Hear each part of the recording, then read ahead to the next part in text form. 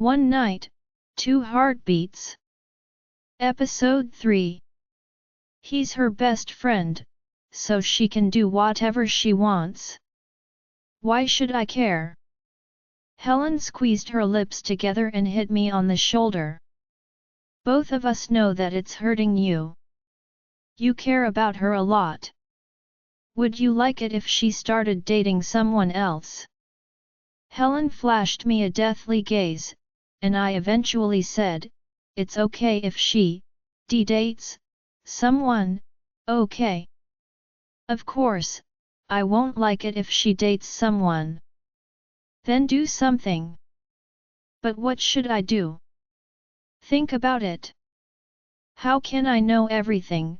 She asked, turning her attention back to the sauce. I groaned and looked at Sophie, who was still chatting to Levi. I really didn't like that guy. He ate the sandwich I made with bread and butter.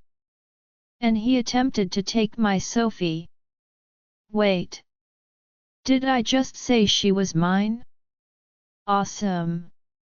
I'm officially going mad now. I heard him ask her, so, where will you go after you give birth? She paused. I still don't know. Oh.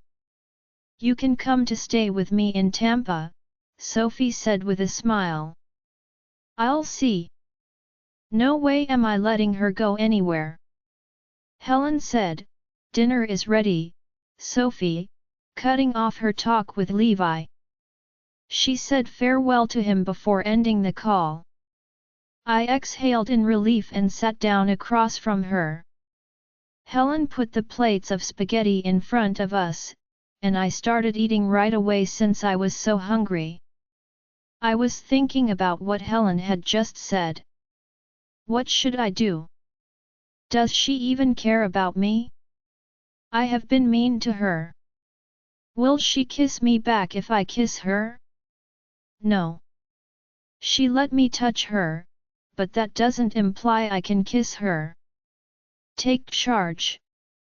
What if Levi takes her away from me?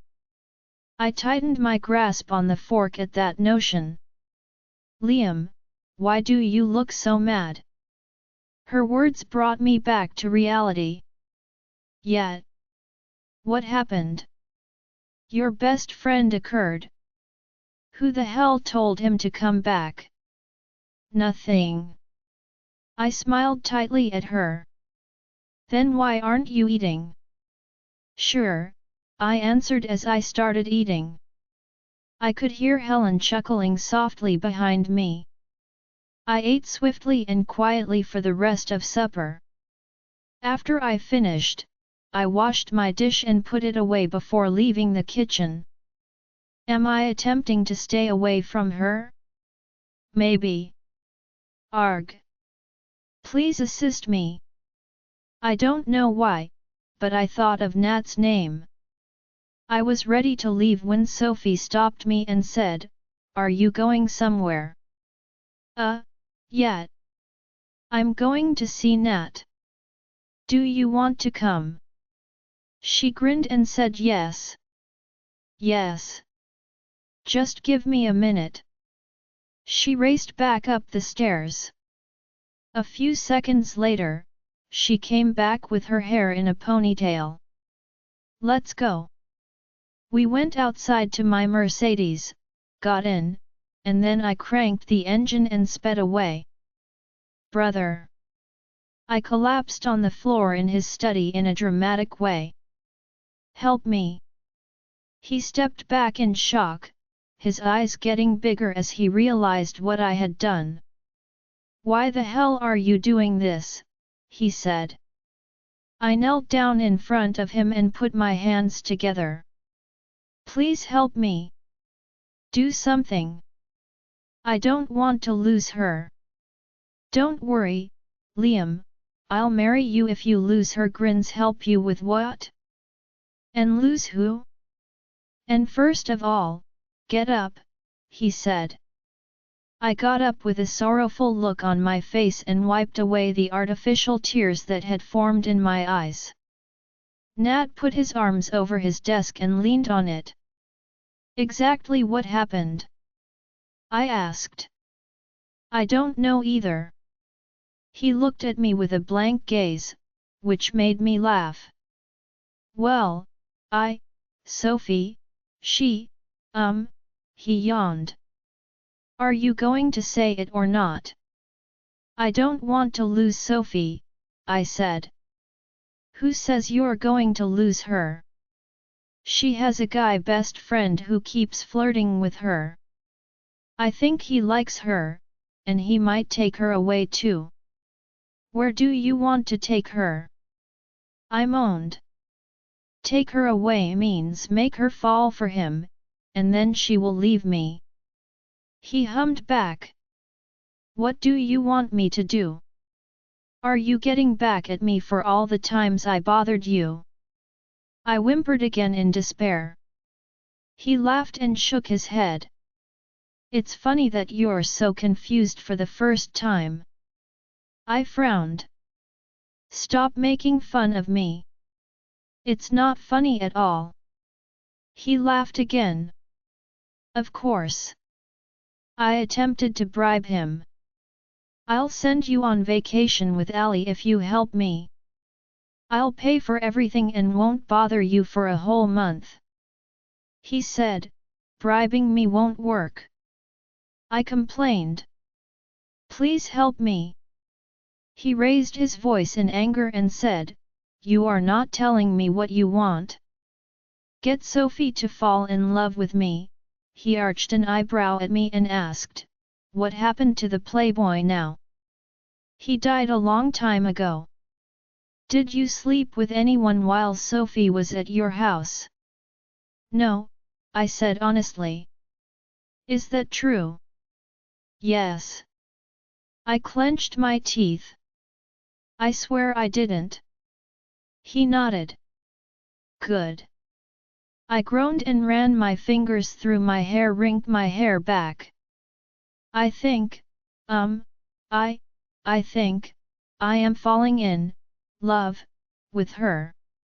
I closed my eyes hard and scratched my temples, recognizing that I had finally said how I felt. Tell me something I don't know. I thought he would be startled, but he already knew it. What? He looked up at the sky. It's clear you love her, Liam. Oh, I said softly, not knowing what else to say. This feeling is so strange, it's sinking inside me. Being in love. It's really strange. What if she never feels the same way about me? What if she goes away? What if I truly screw up, and she starts to despise me? I sat down in the chair in front of the desk and put my head in my hands. Are you really crying? Nat asked. No, I said softly. I'm just scared.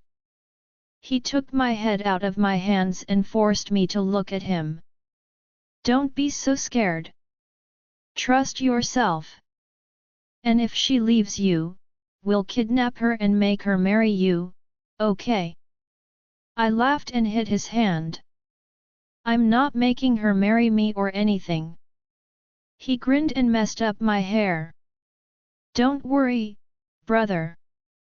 She won't be able to resist your charms, unless you start acting like a jerk like you did when she told you she was pregnant. He rolled his eyes.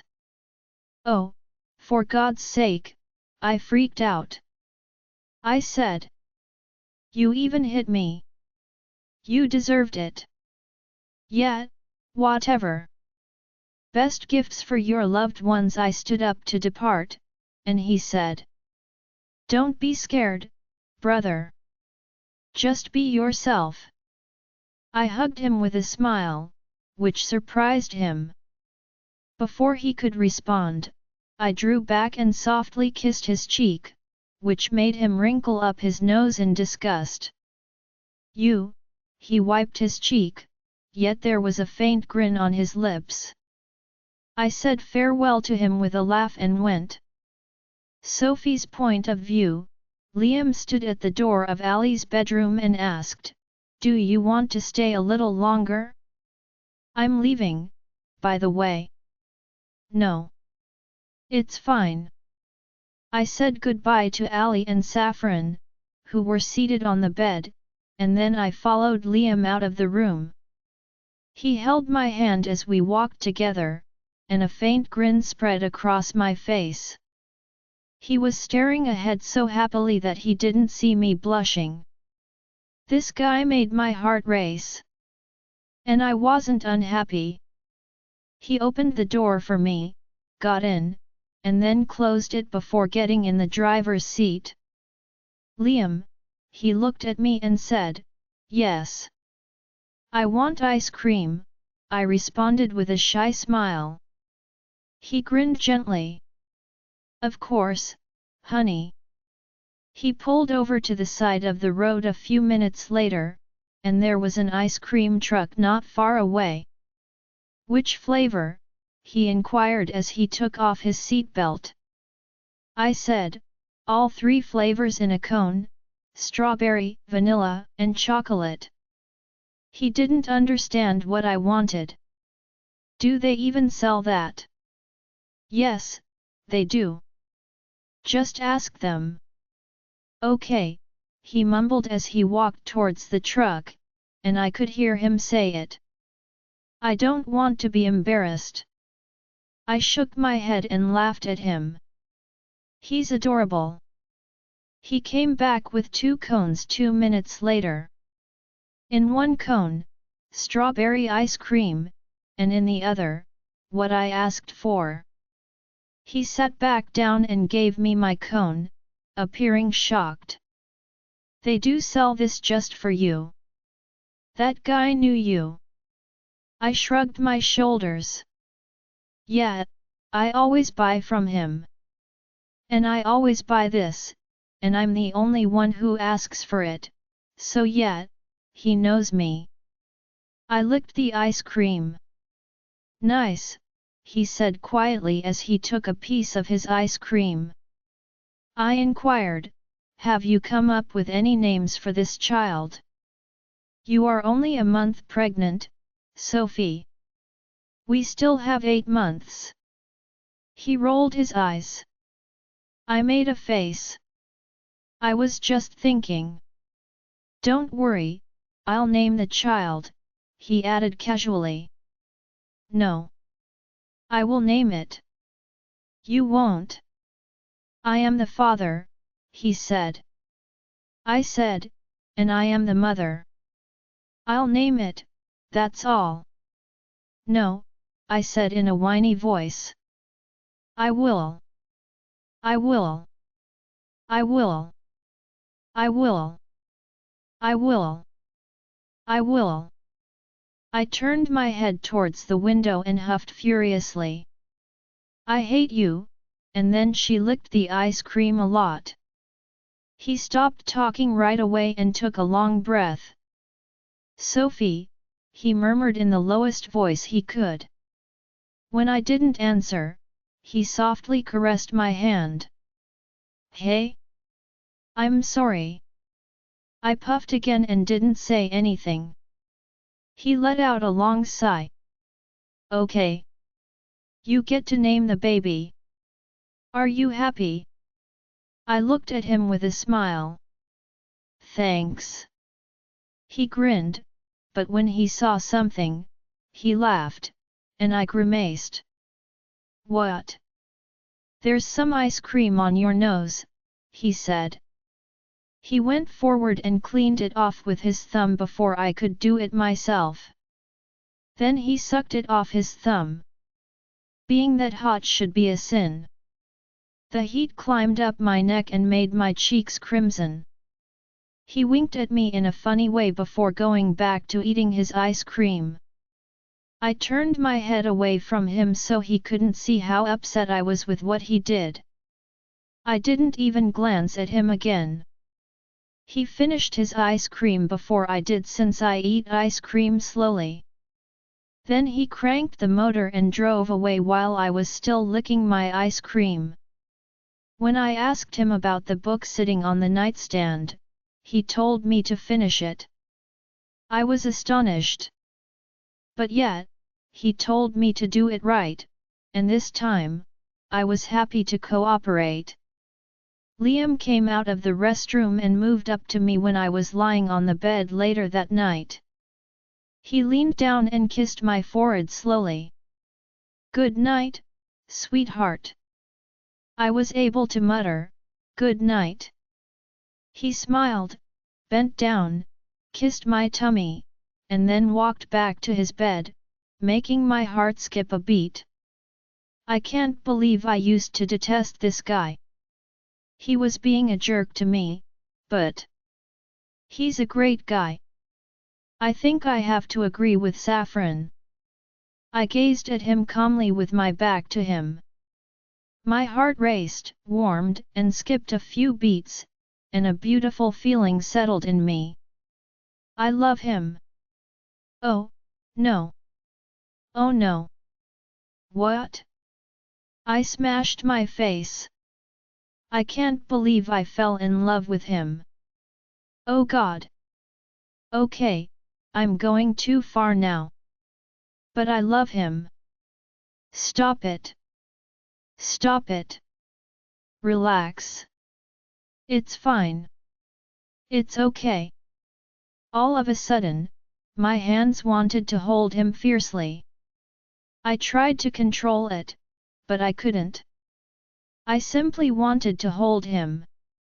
One embrace is all. I carefully sat up straight on the bed and thought about whether or not it was a good idea. I bit my lips and softly got off the bed, and moved up to him. "You will terrify him." "Oh, get lost." I carefully slid myself into his bed and embraced him passionately from behind. He tensed right away because he was shocked by what I did. "Wow, Sophie," he replied in shock. I gripped him tighter, praying he wouldn't push me away. He gently turned towards me instead, which made me fall back lightly onto the bed. He stroked my cheek with his thumb in a gentle way. "Are you okay?" I nodded, feeling embarrassed. "Yeah, he grinned like he knew what I was trying to express. "It's all right." He put his arm around my waist and pulled me closer before I could say anything further. I placed my head on his chest and cuddled with him. He kissed my forehead and said something. "Good night, Sophie," he said, and then he closed his eyes. I sighed gently in contentment and fell asleep peacefully. When I woke up in the morning, Liam was nowhere to be found, and my bed was empty. I was upset that he wasn't there with me. He may be downstairs. I took a shower, brushed my teeth, and walked down to the kitchen, but I was unhappy that he wasn't there. I questioned Helen, who was doing the dishes. "Where's Liam?" "He went to work," she said. I muttered, "Oh, is he trying to avoid me? Again?" He usually leaves for work considerably earlier when he wants to avoid me. "Please don't stay away from me, Liam." "It aches?" Helen asked. "Why are you still standing there? Come. Sit down." I sat down for breakfast, but I wasn't hungry, but she served me anyhow. I somehow ate enough to get Helen to allow me to go to the restaurant. When I got to the restaurant, I hurried up to Ally and hugged her firmly. "Is everything okay?" she questioned, seeming frightened as I backed away. I shook my head. "I love him." At first, she frowned, but when she understood what I meant, she grinned. "So, what's wrong with it? I am so scared." "You don't get it." She laughed. Calm down, Sophie. It's okay that you love him. But I think he's avoiding me, why?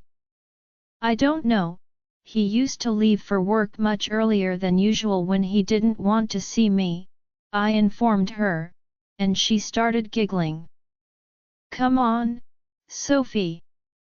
You're overreacting. Nat told me they had a very important meeting this morning.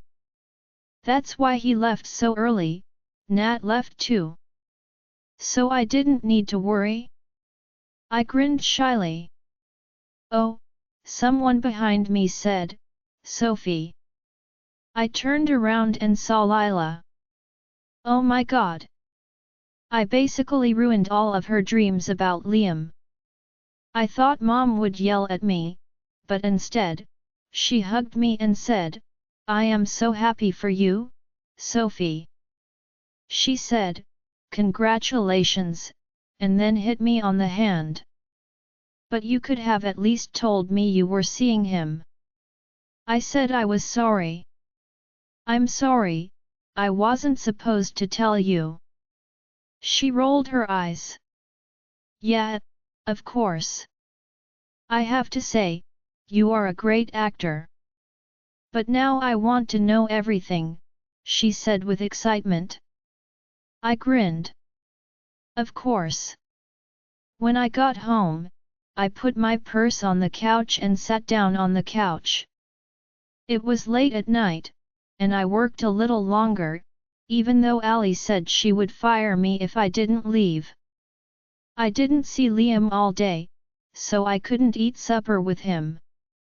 I heard some commotion in the kitchen, so I quietly walked in and found Liam standing there with his back to me, drinking water. He must have heard me coming because he turned around to look at me, and my pulse raced as I saw him. His hair was a mess, which made my heart skip a beat. He looked tired and spoke gently. Hey, I got closer. Hey. He inquired, did you have dinner? And I nodded. Yes, I did. And you? Yes, I did, too. I bent my head down and whispered. Are you avoiding me? No, honey. Why would I avoid you? He answered right away. Oh, I said, feeling uncomfortable. A few seconds went by, and then he gripped my chin between his thumb and index finger and gently lifted it. This was the last thing I expected him to do. He kissed me on the lips. My eyes got bigger in astonishment, and his closed. He is kissing me. He drew back right away as I was going to kiss him back. The kiss hardly lasted for 3 seconds.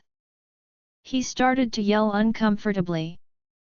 I'm sorry, I didn't, I dragged him down by the fist of his t-shirt and put my lips on his, which made him stop talking. Butterflies are flying about in my tummy. I took my hand off of his shirt and slipped it up to his neck as we kissed passionately. He held my cheeks in his hands and tilted my head to intensify the kiss. My pulse raced as I kissed him back with the same passion. He gently backed away, breathing fiercely, and peered deeply into my eyes. His gaze slid down to my lips. He said, and this time our lips connected in a violent kiss. He took his hands off my cheeks, and one of them got caught in my hair as the other one slid around my waist, drawing me closer. I sighed into the kiss as our tongues moved against each other and slowly entangled. Then he touched my bottom lip with his tongue. He sucked on my lower lip, then pulled back and put his forehead to mine. He uttered it with his eyes still closed and out of breath. I could never get away from you, Sophie. You're a big part of my life. We both opened our eyes at the same time, and I put my arms around his torso and buried my head in his chest with a smile on my face. I care about him so much. Sophie's point of view, Ali came into the kitchen and said, "Your best friend is here." "Wait, Levi is here." She nodded. "Yes. He's waiting outside." I hurriedly washed my hands and dried them off before leaving the kitchen.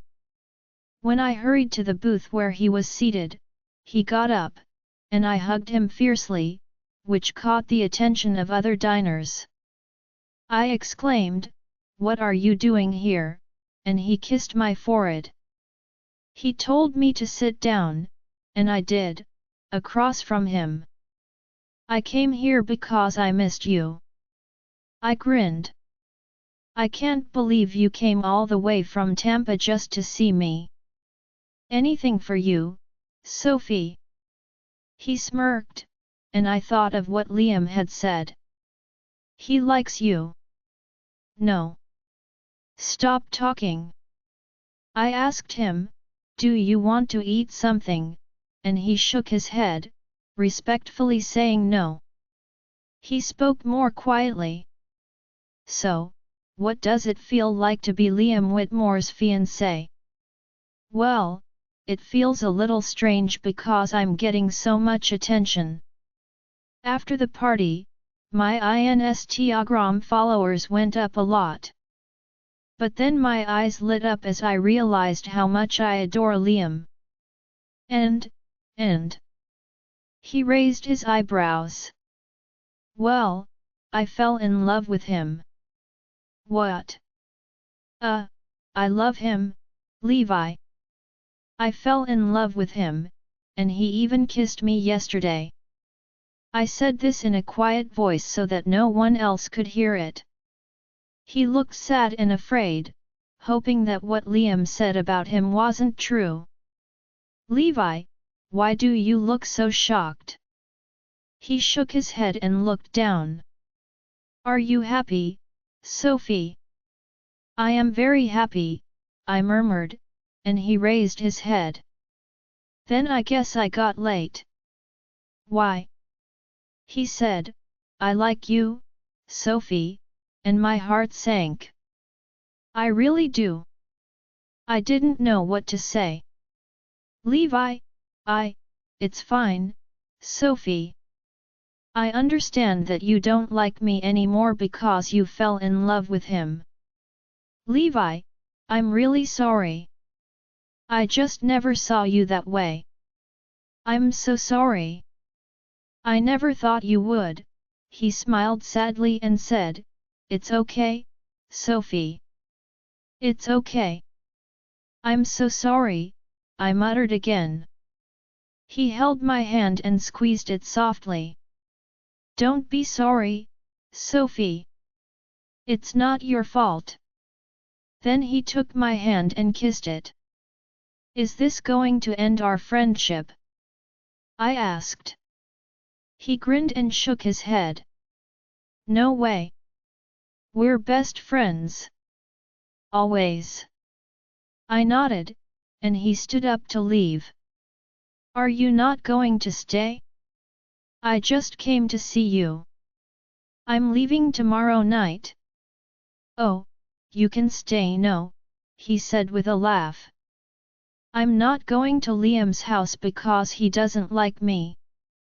"But, it's okay, Sophie. I'll see you again tomorrow before I leave, okay?" "Okay," I said and nodded. I followed him out of the restaurant, and he gave me a loving embrace. I responded. He walked along the street after kissing my cheek and waved goodbye. I glanced back and saw Liam standing at the restaurant's door. He had his hands in his pockets and seemed quite unhappy. He was glaring at Levi as he walked away. Liam," I said as I got closer to him. "What are you doing here?" He turned away from him and glanced at me. The coldness crept into his gaze. "I came to get you." He clenched his teeth. Okay, I'll just grab my purse and come.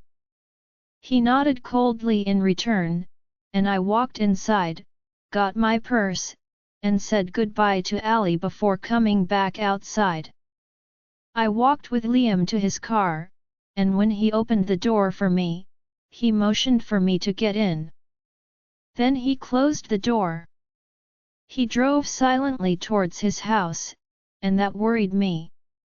Liam, I murmured gently. What was he doing there?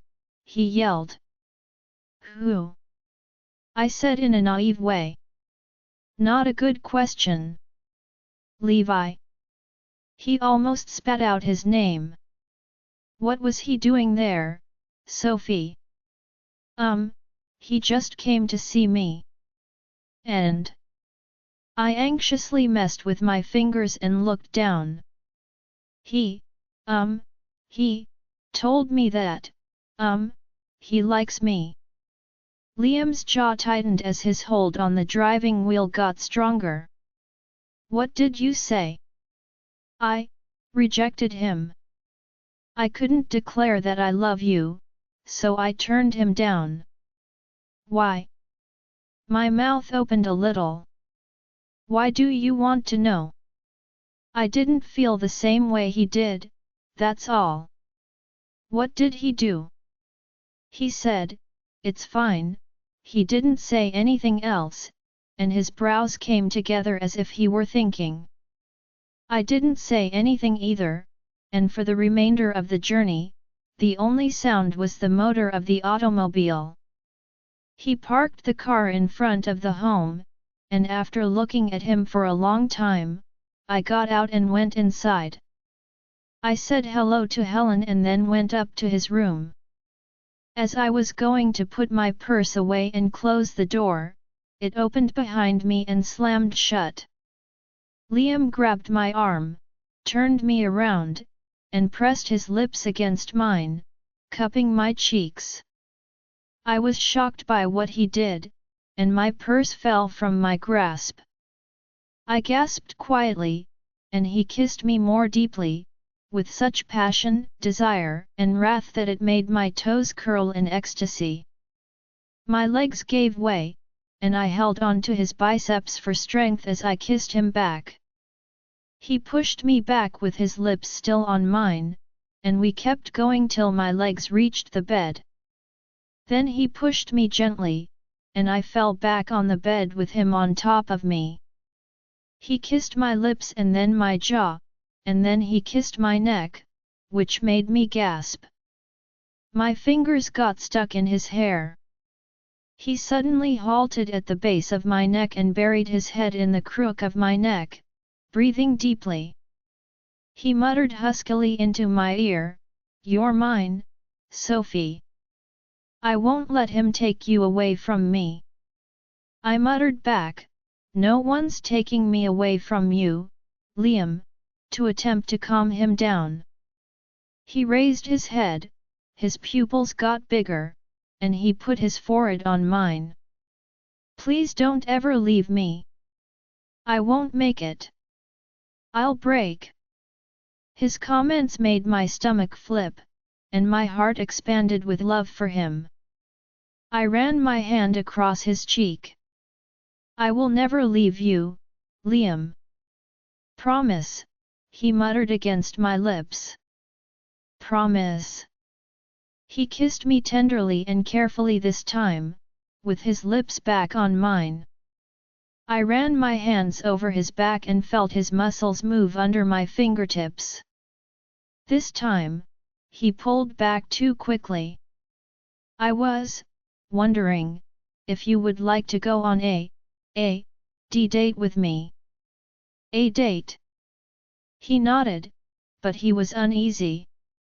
"With me, of course I will," I said, and he sighed in relief. Did he honestly believe I would say no? "Thank goodness," he said quietly, which made me laugh since he was so sweet. He kept talking anxiously. "Look, I haven't been on a date in years, so I don't know how to do it. I stopped him from talking by kissing him for a few seconds. It's okay, Liam. I get it. Oh. Okay, he chewed his lips. I laughed and kissed him again as I took off his suit jacket. He drew away from me, his body lingering over mine, just as I took off his jacket. I frowned. Are you really going to stop now? Leave me so hot and bothered. Are you sure about this, Sophie? I said, yes. But, you are pregnant, and, what does being pregnant have to do with this? I'll hurt you and the baby, he added in a way that made me laugh. Oh, Liam. It's not going to hurt the baby. It has nothing to do with it. I'm only a month pregnant. He answered shyly, a little bit of pink on his cheeks. I had no idea that. I kissed him on the cheek after pulling it. You are so cute. He rolled his eyes and was even more embarrassed. Stop making fun of me. Then you can make me quiet, I smirked at him, and he was shocked by how brave I was. He bent down and kissed my neck, then sucked on it to create a hickey that made me groan. As I carefully unbuttoned his shirt, I played with the buttons with my fingers. Then I slipped it off his body and threw it on the floor. I ran my fingers over his shoulders and down to his stomach, teasing him till he groaned. Then he kissed me passionately. He pulled back to get some breath and murmured in my ear, sending a shudder down my spine. Oh, I'm going to make you scream, sweetie. Sophie's point of view, I woke up to find Liam's arm around my waist and my head on his chest. He was sleeping comfortably and seemed a lot younger than he was. All of a sudden, memories from last night came rushing back, and I turned bright red. I lifted my hand and stroked his face. He screwed up his nose as his sleep was disturbed, which made me grin at him. I saw the time on the wall clock and decided to wake him awake by kissing him on both cheeks. Then she kissed him lightly on the lips and even kissed him down the neck a few times. He muttered in a raspy voice and wrinkled his brows, keeping his eyes closed. His grasp on my waist got tighter. You'd better stop, Sophie. I smiled at his neck. And what if I don't? He flipped me over quickly, with him on top of me, and I let out a tiny shriek. He bit my neck. Because, if I start, you'll beg me to stop. I bit my lips while I softly rubbed his head. Is that true? Ugh! He bit down on the base of my neck, making me partly gasp and moan. Are you going to be late for work? I'm the CEO, honey. I can be late. Am I dreaming, or is your workaholic not so workaholic anymore? I joked. He laughed heartily and kissed my neck one final time before looking at me. I can blame you for that. What did I do? He gently rubbed the tip of his nose against mine and remarked, You are doing a lot more than you know, honey. Am I? He kissed me on the lips. So, when's the date? Tonight, sweetie. Where are we going? That, he stopped for a long time. Is a surprise. I hit him on the arm.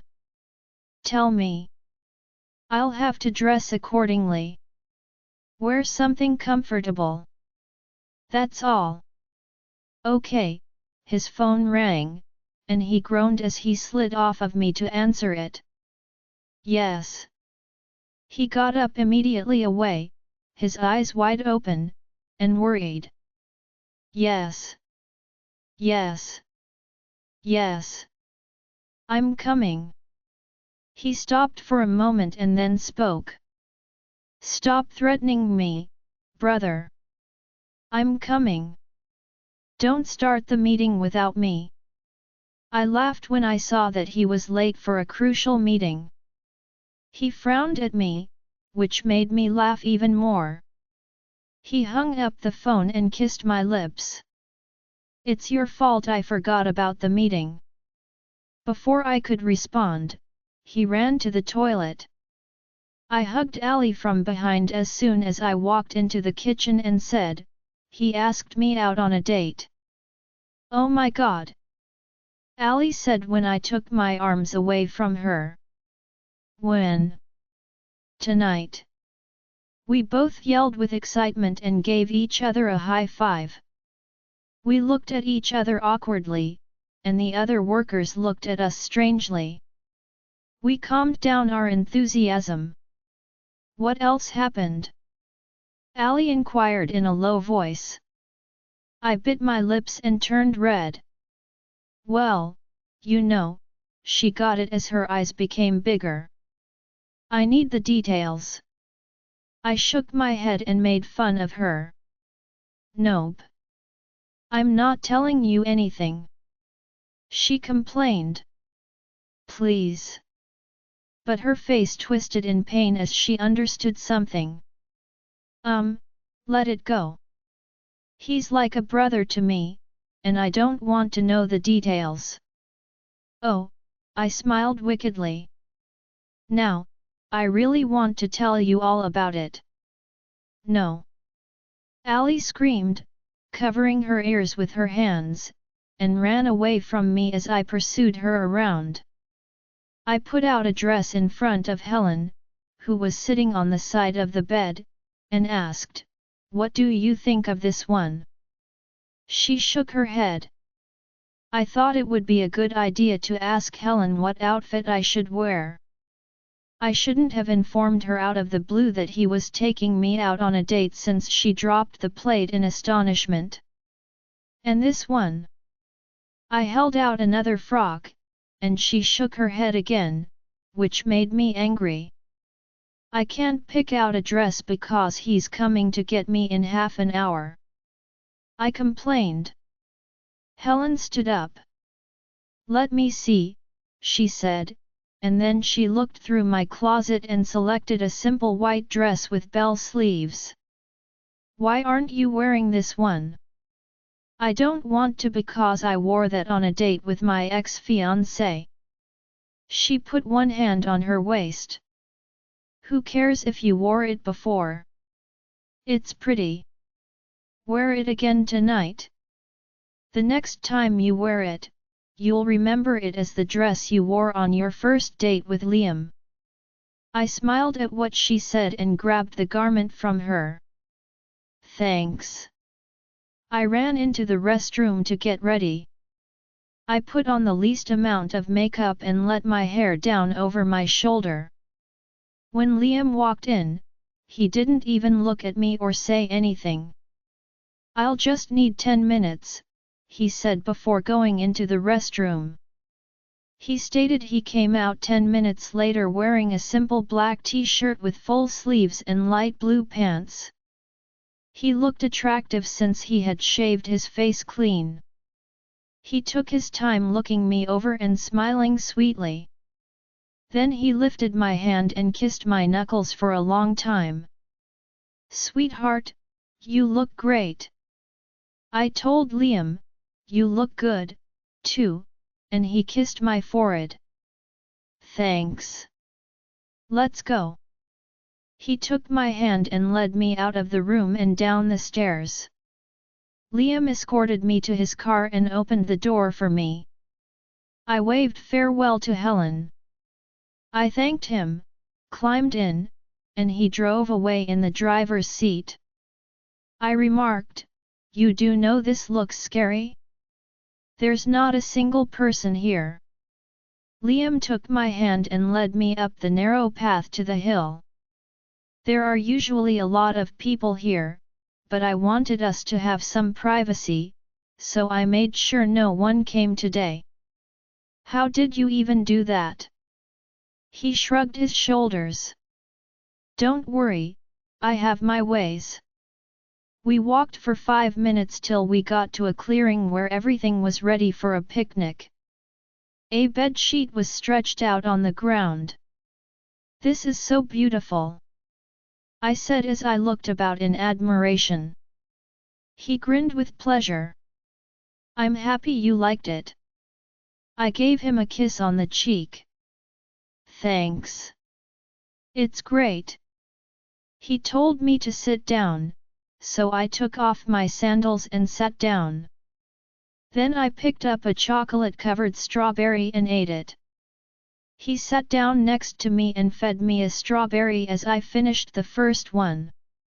So, you weren't born in Houston, were you? I asked to try to get the discussion going. Nope. I was born in Austin. That's where we used to live, in a small colony, and that's where Nat and Allie met. Then your uncle called you all here. He looked straight forward. Well, we used to be poor. We didn't have much to eat, and sometimes we went to bed hungry. I wasn't old enough to understand everything, but Nat always made sure I had more to eat than he did. He looked at nothing in particular and smiled gently at the recollections. I was 7 when our uncle called us here. He didn't pay much attention to us before because he was busy starting his business. But when his business did well, he felt bad about it. So, the first thing he did was call us all here and promise to make our lives better. He looked at me and said, I remember Nat arguing with our parents about how we could trust him. What if he doesn't do what he promised? What if he leaves us? But his father trusted him, and he still loved his brother and stated he trusted him, so we all went. I put my hand over his and gently squeezed it. He did make your lives better. He did. He made sure we had the right clothes to wear and the right food to eat. He made us live with him and paid for Nat's and my education. He even used to teach Nat and me business in the evenings. He constantly told us that we could do great things. He wanted us to create our own business, and with his guidance, we did. Here we are. Hearing his narrative let me understand why Nathan and he are never boastful about themselves. They are modest because they have witnessed poverty and hunger. People don't talk about your past much in public. I mean, you guys never talk about it. Are you ashamed of your past? I asked. He giggled quietly and kissed the back of my hand lightly. I am not ashamed of it at all. I don't want to delete that part of my life because when I look back on it and then at what we have become, I feel proud. I feel happy and at peace. The past is a part of me, and I'm not ashamed of it. I never will be. It's just that we don't think it's necessary to tell everyone. He then put his arm over my shoulder. I was just curious. I didn't mean to offend. It's okay, he murmured, kissing the top of my head.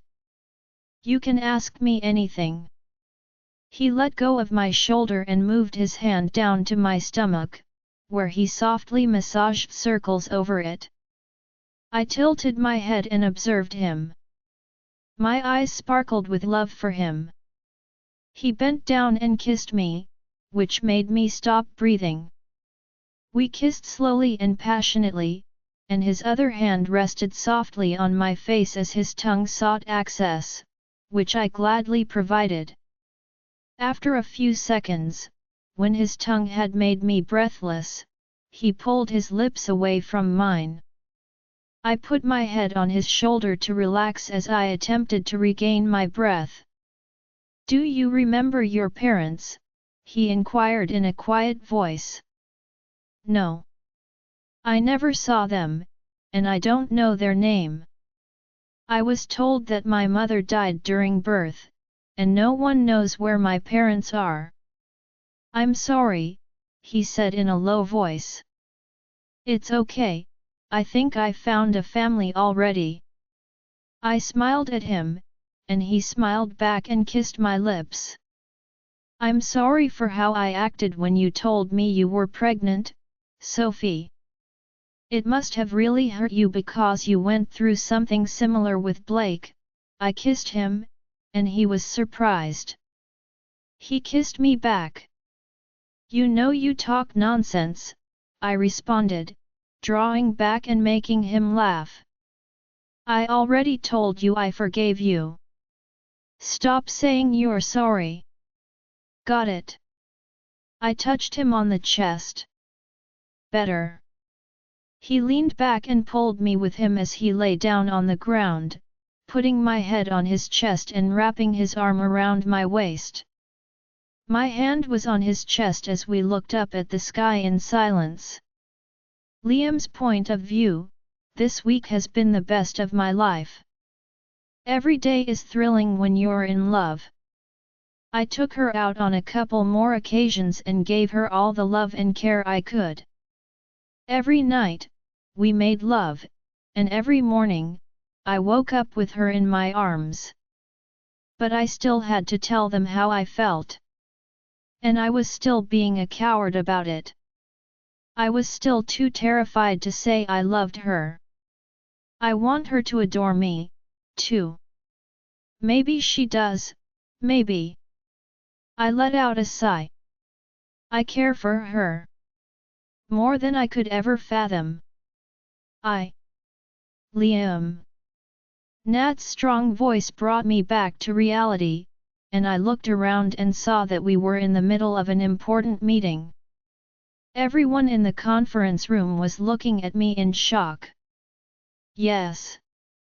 Yeah, I never lose focus in a meeting. It must be a surprise. I'm in love. What do you want from me? Nat was looking at me and didn't seem happy at all. I smiled at everyone to say sorry. I cleared my throat in a way that made me feel bad. So, what were we talking about? Nat was about to kick me out of the meeting, and he did. Sorry, gentlemen, but my brother doesn't seem well today. Please excuse him. Nat said this and gave me a look that screamed, "Get out of here before I throw you out myself." I'm sorry, I said quietly as I left the room, feeling ashamed. Jason, my assistant, followed me. Sir, are you okay? For the millionth time, Jason, you can call me Liam. Yes, I'm fine. Thank you for asking. I started heading back to my office, and he followed me. But sir, I threw him a look that might kill. I mean, Liam, you weren't always like this. You never missed meetings, never zoned out between them, and you were always very excited to be here and work. Yeah, I know. You look like you're in love, Liam. He was joking, but when he saw how serious I was, he stopped. Are you in love, Liam? Yes. Don't say you didn't hear about my engagement. You were at the party, right? I asked. Yes, I was, but I never really thought your engagement was real. I arched an eyebrow at him as we got into the elevator. Why is that? You see, well, you never dated. Of course. And then, one day, this woman threatens to burn down the whole building if you don't see her. And just a month later, we hear that you are already engaged to her. That still doesn't make sense. Yes, I was getting to that. I've worked for you for more than 3 years, so I think I know you well enough to know that it will take you more than a month to fall in love with someone, let alone get engaged to her. You're talking nonsense, Jason. It only took me a month to fall in love with her, but your engagement isn't real, is it? We got out of the lift when it opened on my floor. Are you going to tell the press about this? No way, sir.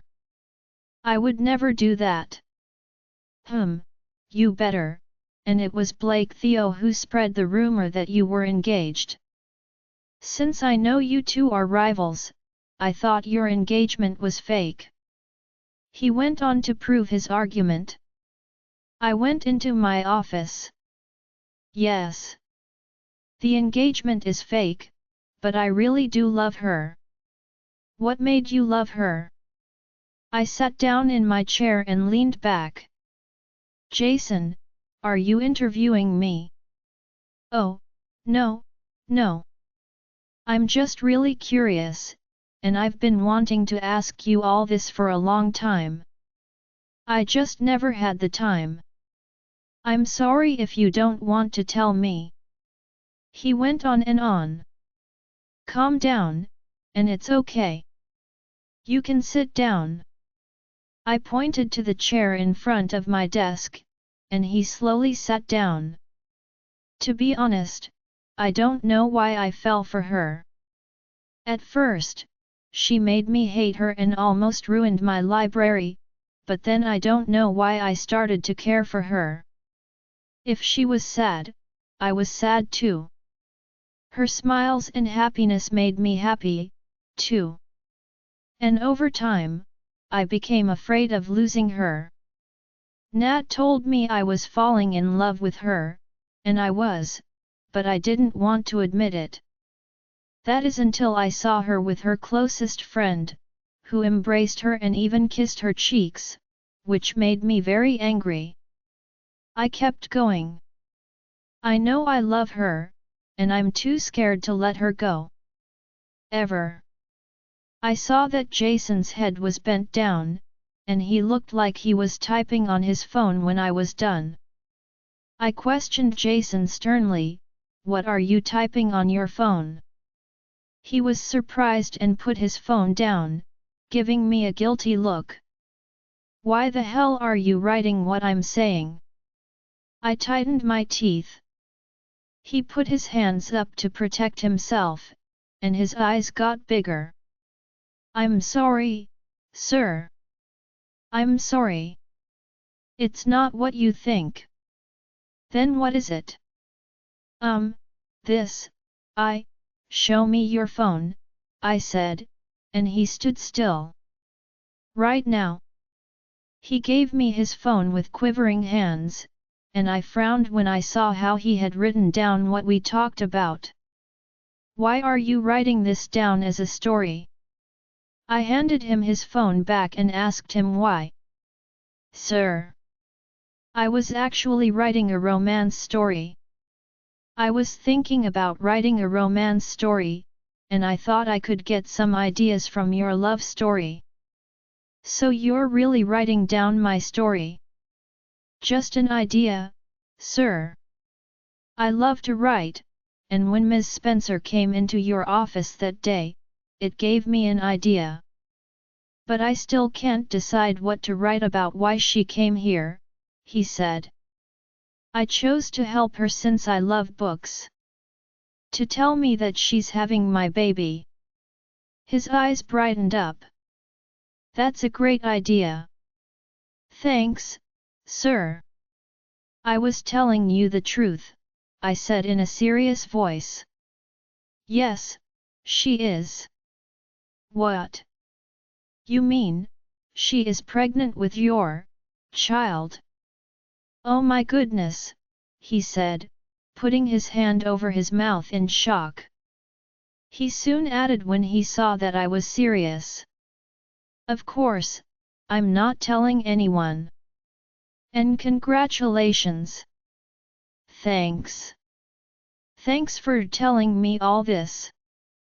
He stood up to leave, but I stopped him.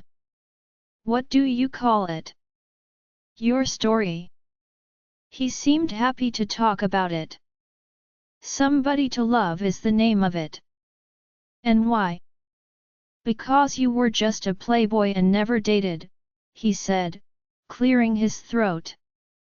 I mean, you never dated, and you were always busy with work, and then you found someone to love in the middle of all that. I know it doesn't make sense, but it sounds good, he said right away. And where are you putting it? There's a platform on the internet. I nodded and grinned. He smiled confidently and said, it better be a hit, Jason. Yes, it will, sir. Good evening, Helen. I came back from work and strolled into the kitchen. I took a white rose out of my pocket and gave it to her. For you, my lady. She smiled as she took the rose and put her palm on my cheek, which made me feel good. It's great to see you so happy, Liam. Wasn't I like this before? Wasn't I happy? She touched my cheek and pulled her arm back. You were, but you used to feel lonely, right? No, why would I? I stopped lying when she looked at me.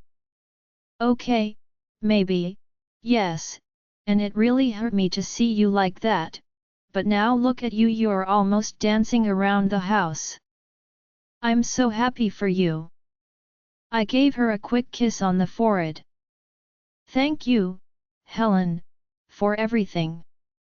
Now, go away. Let me work.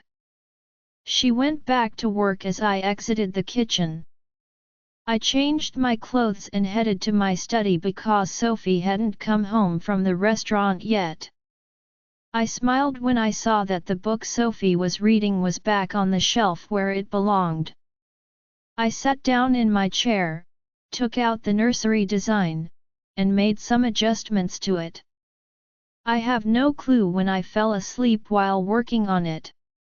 I woke up to the feeling of fingers sliding through my hair. I slowly opened my eyes and found Sophie in front of me, softly rubbing my head. I smiled at her and kissed her hand. I sat up straight, extended my hands, and yawned. She came down on my lap, put her head on my shoulder, and wrapped her arms around my neck. I ran my fingers through her hair. What's wrong, sweetie? Nothing, she said softly.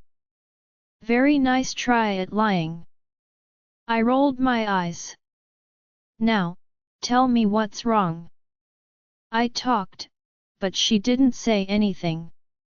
Did Blake come back?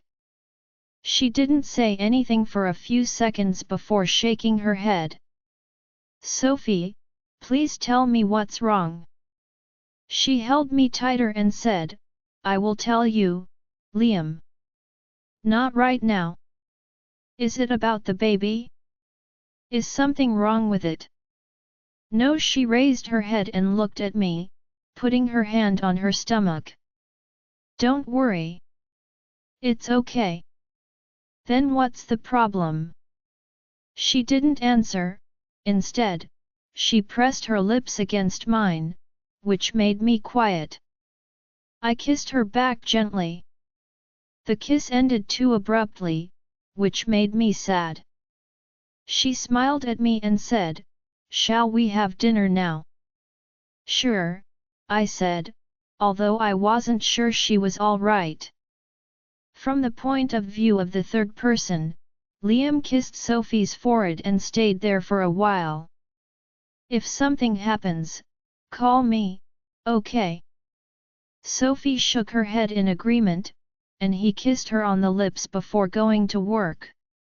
For the past several days, she's been acting peculiar, and Liam can't escape the idea that something is wrong and she's not telling him.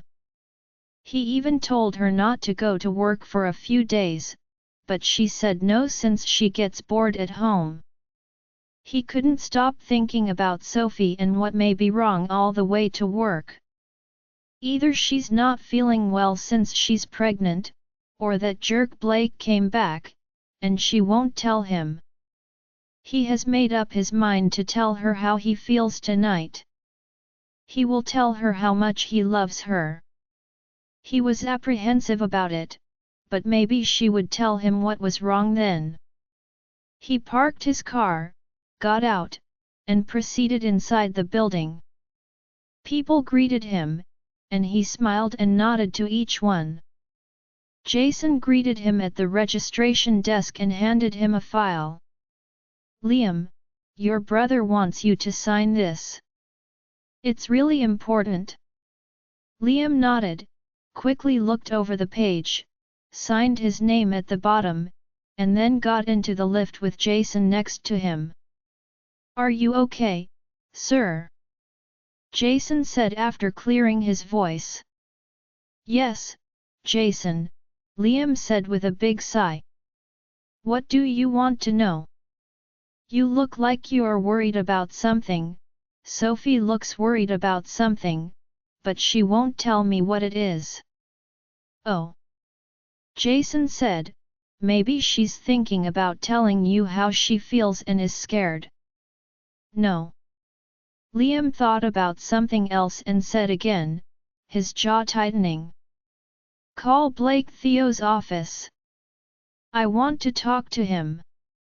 The lift doors opened, and they got out. "Okay, sir," Jason said, and then he went to his little office while Liam went to his office. He took off his suit jacket and slung it over the back of his chair. Then he sat down, rolled up the sleeves of his shirt to his elbows, and unfastened his tie while running his fingers through his hair. A minute later, his intercom chimed, and he pushed the button. "Yes, Jason." "Sir, I called Mr. Theo's office, but his assistant told me that he left for New Zealand yesterday for a business meeting." He clenched his jaw. "Okay. Thanks." He put both hands behind his head and reclined back in his chair. He put one knee on top of the other on his desk. What is bothering her if Blake isn't here? As he rubbed his temples, he began to get a headache. He could feel that something was really wrong. He studied a file for an hour but couldn't focus on it since his mind kept drifting to Sophie. He was so angry that he shoved the file away and contacted Sophie on his phone.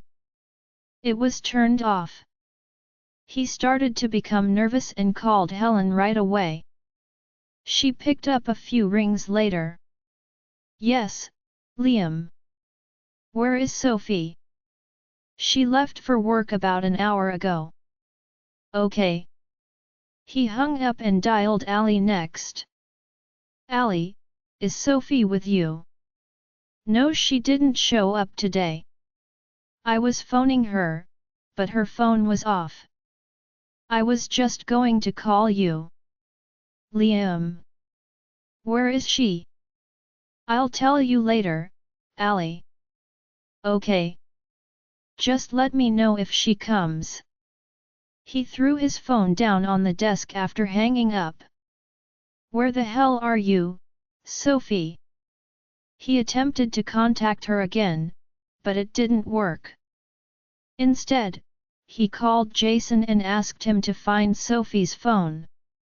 Jason found her phone's position around half an hour later, near Ali's restaurant.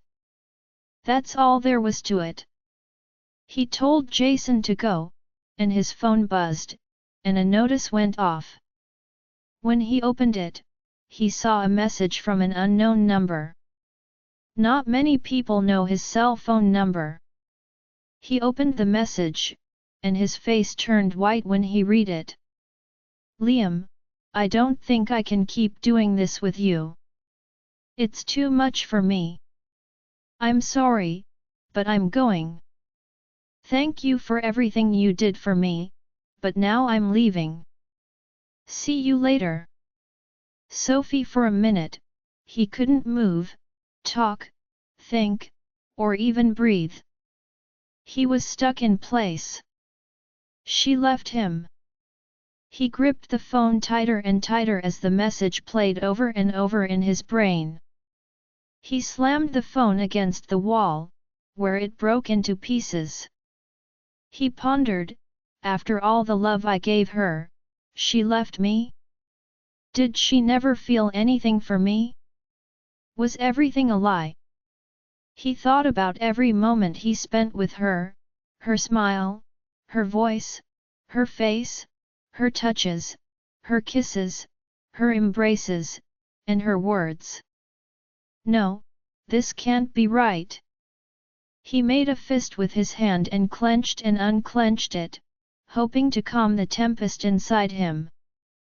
He pulled his chair back and quickly swept everything off his desk when it was too much for him to handle. His laptop and other stuff fell to the floor. He flipped over his desk and held onto it. His eyes were full of wrath as he kept breaking everything.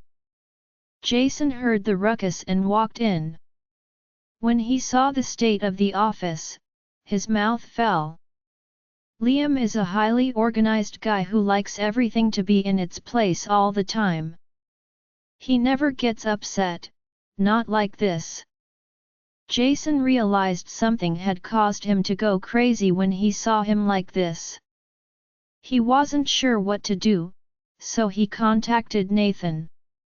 "Yes, sir, your brother is very angry. He is flinging things all over the place. He nearly broke his office. Please come down here." "I'm coming." He said this quickly and picked up the phone, leaving Jason standing there, not knowing what to do next. Why was he so angry? As I mentioned, Nathan got down there in less than half a minute and marched to his brother's office.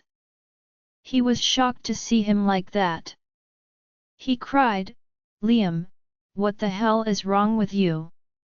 Liam was standing with his back to him, his head down, his hands at his sides, and his palms folded into fists. He cautiously turned around when he heard Nathan's voice, his jaw tight and his eyes blazing with anger. Nathan carefully moved closer to him. "Brother, what happened?" "She left me," he said angrily. "That's what happened, she left me." "What?" Nathan moved further closer and put his hands on his shoulders. "What do you mean by she left?" Liam's lower lip shook, and he started to cry. His voice broke. Not as angry as it used to be, but a voice that was cracked and gentle. "She left me, brother."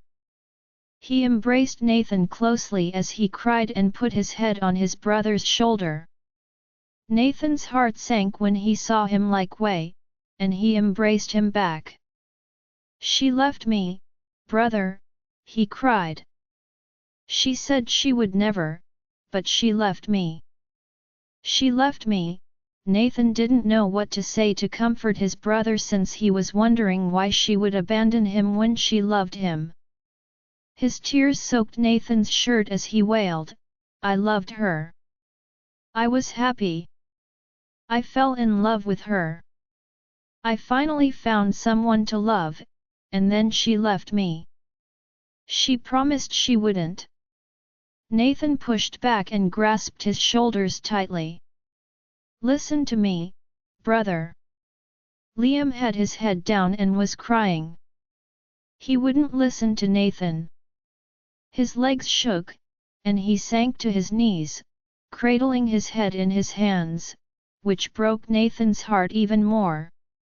Nathan bent down in front of him. "Liam, just for a second, think. She loved you. Why would she leave you? She didn't he?" His voice broke. She didn't, she never said she loved me, did she say why she left you? Liam sniffed. She sent me a message, she said, it's too much for her, and she's leaving, she left, this didn't sound right. She really loved him, didn't she? How can she go?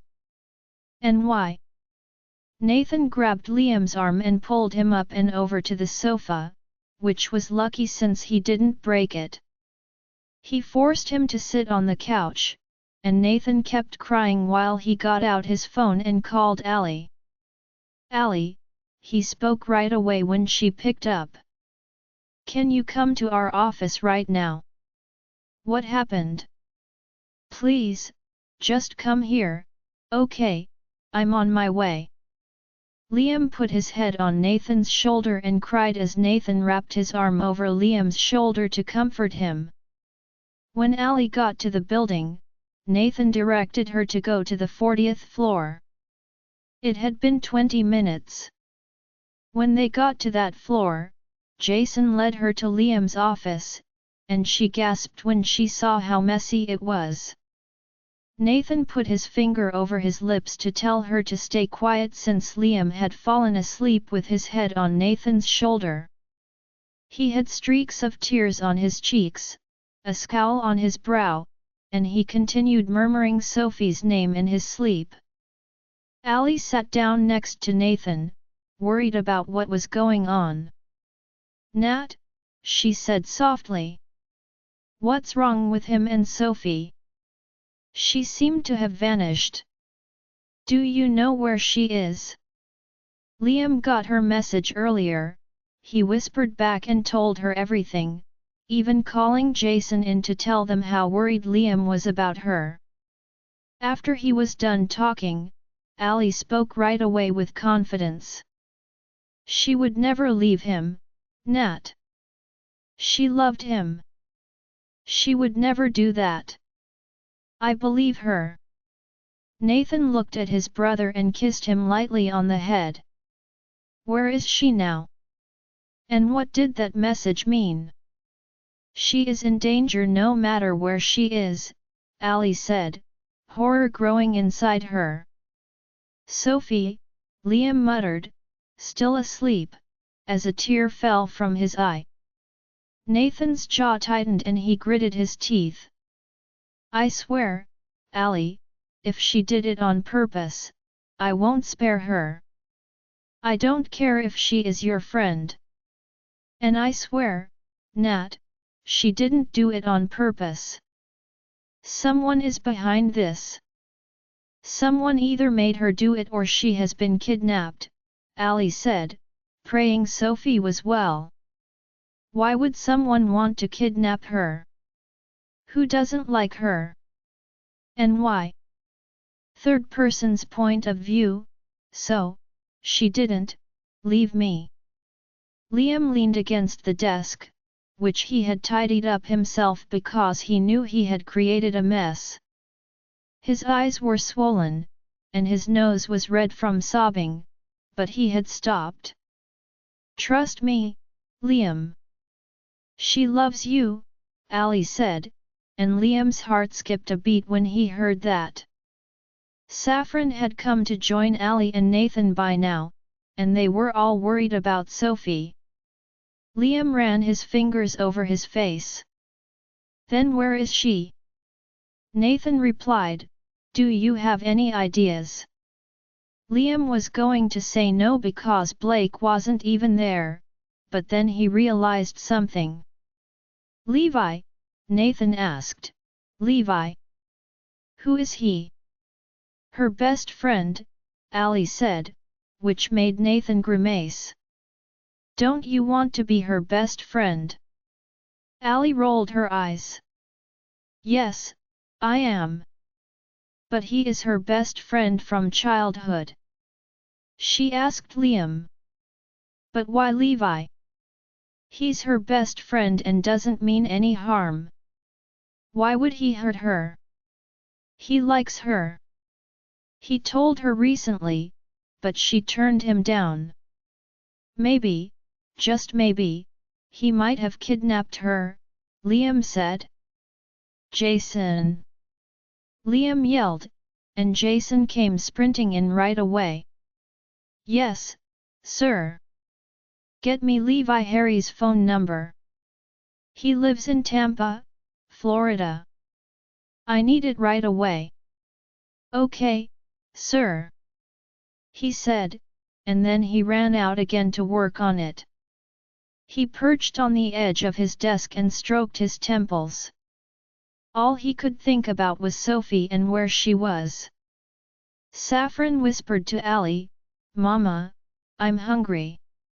When Nathan heard this, he stated he would order something for them. Nathan ordered them some dinner, but he knew Liam wouldn't eat it. So he went to the little fridge in the corner of his office and found a packet of bread and a block of butter, just like he thought he would. He made Liam a sandwich with butter and bread and gave it to him. At first, Liam didn't know what it was and refused it, but he eventually accepted it and ate it with a scowl on his face. Nathan put his hand on Nathan's shoulder. "Brother, we'll find her. She'll be fine. She's even pregnant," Liam said in a low voice. Nathan told him in a quiet voice, "She will be okay, brother. She will be okay." But he wasn't sure / Later, Jason ran in and said he had Levi Harry's number, and Liam contacted him right away. Later, he picked up several rings. "Yes? Who is this?" "Levi, this is Liam Whitmore." "Liam, what do you want now? Where is Sophie?" He got right to the subject, and his voice was chilly. "What do you mean, where is she? Isn't she supposed to be with you?" "She disappeared," he said. "Where is she?" "She vanished. And you think I had something to do with it? I think you're guilty, Levi." He clenched his teeth. "Didn't she turn you down after you told her how you felt? Maybe that hurt your ego." "Listen, Mr. Whitmore, yes, she turned me down, but she is my best friend.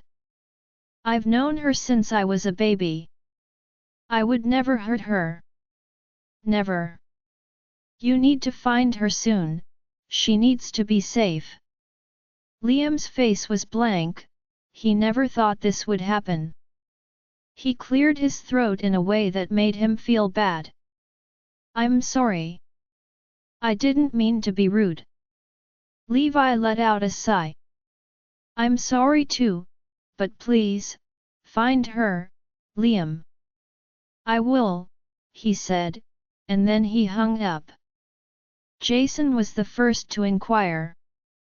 "Have you made any progress, sir?" Liam said no. "No," he scratched his temples as he thought of a way out. "Something that may assist." No one said anything since Liam seemed like he was deep in contemplation. And all of a sudden, his eyes got bigger, and he turned his head to Jason. "Call Ruby Garrison." He gave him his phone since he didn't want to look up her number.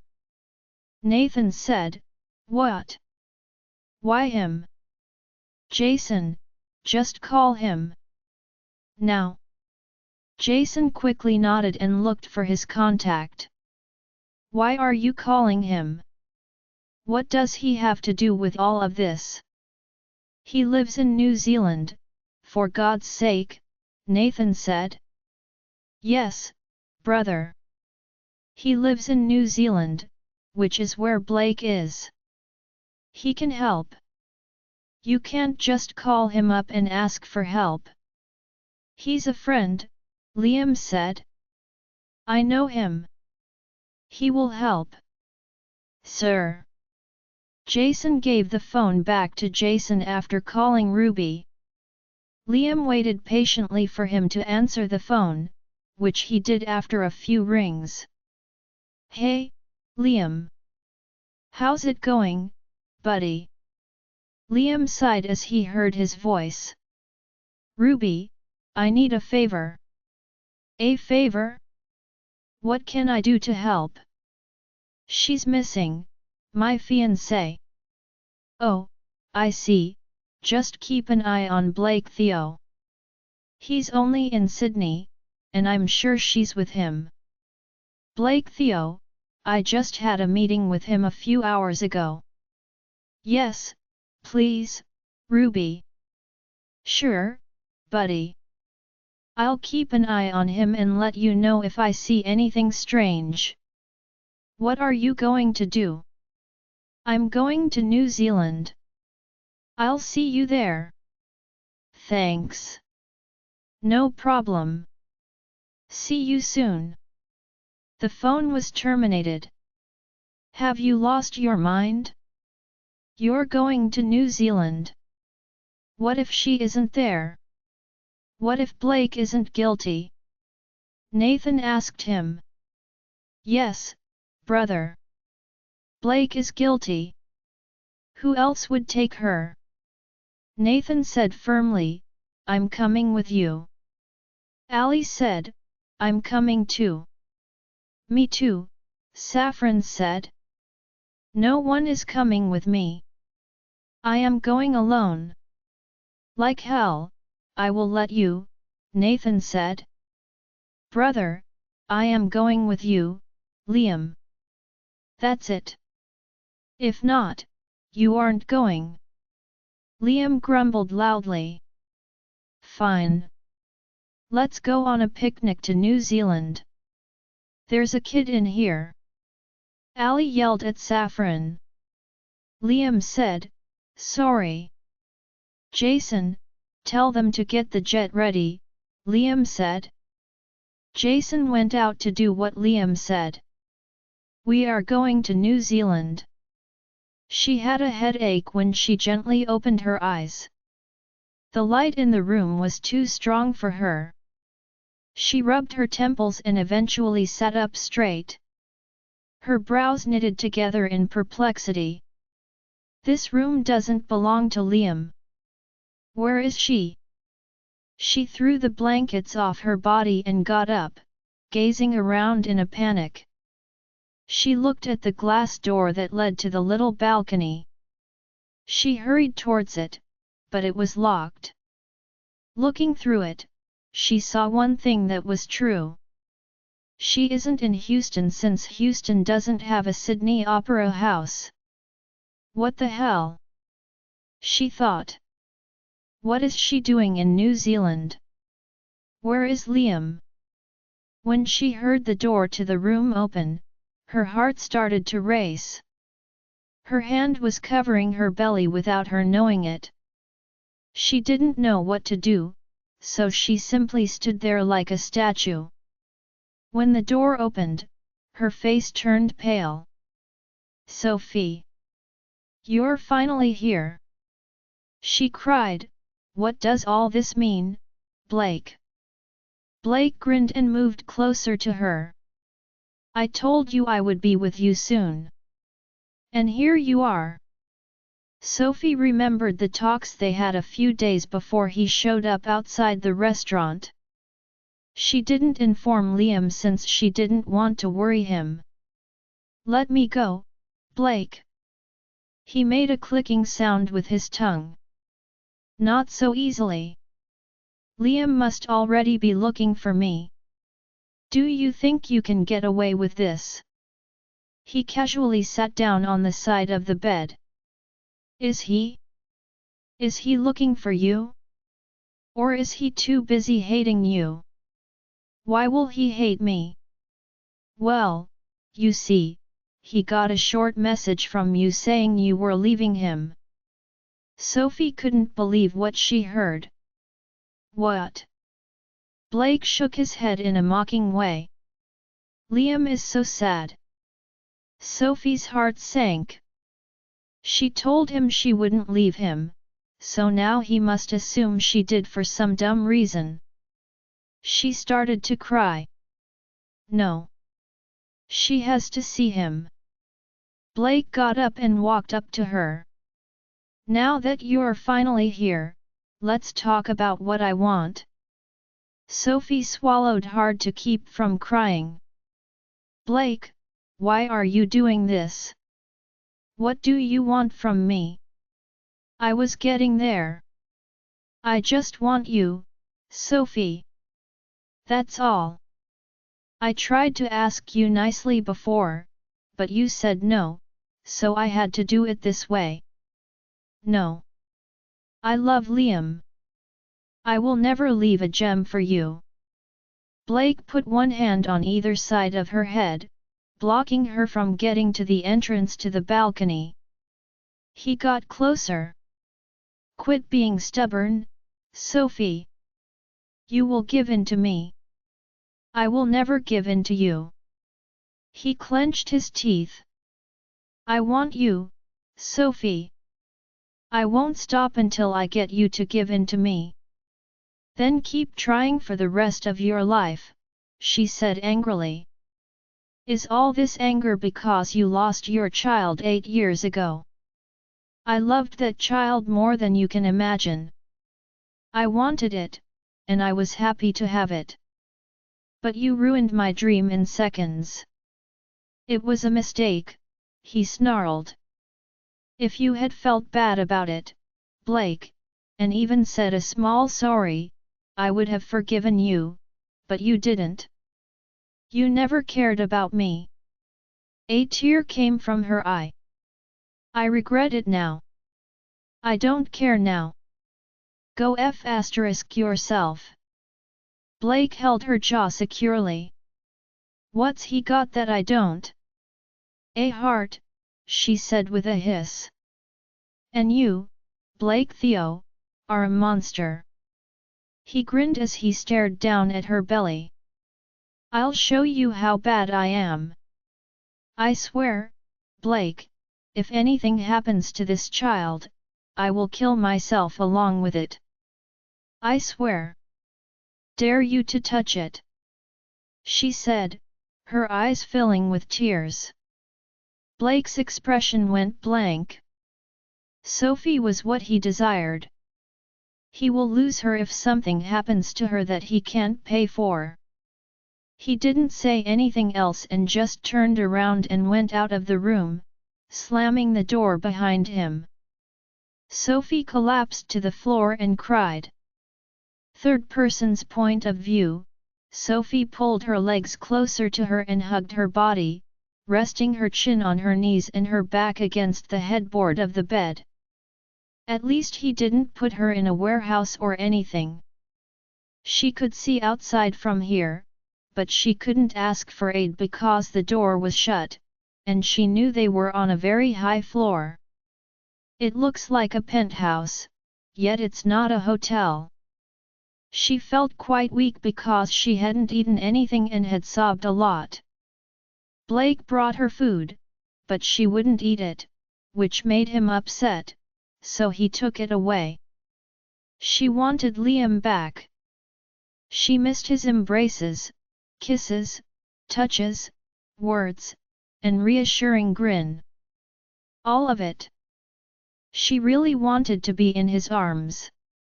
Blake came in through the door with a dish in his hand. She looked at him for a second and then turned away. She felt nauseous when she saw him. He sat in front of her on the side of the bed. Come on, Sophie, eat something. His voice was so gentle that it was hard to believe. She wouldn't look at him, and he moaned. Please. You want your kid to be healthy, right? She laughed at him while still looking aside. As if you care about it. He said firmly, I care about you, which surprised her. You're lying. If you cared about me at all, you wouldn't keep me in here.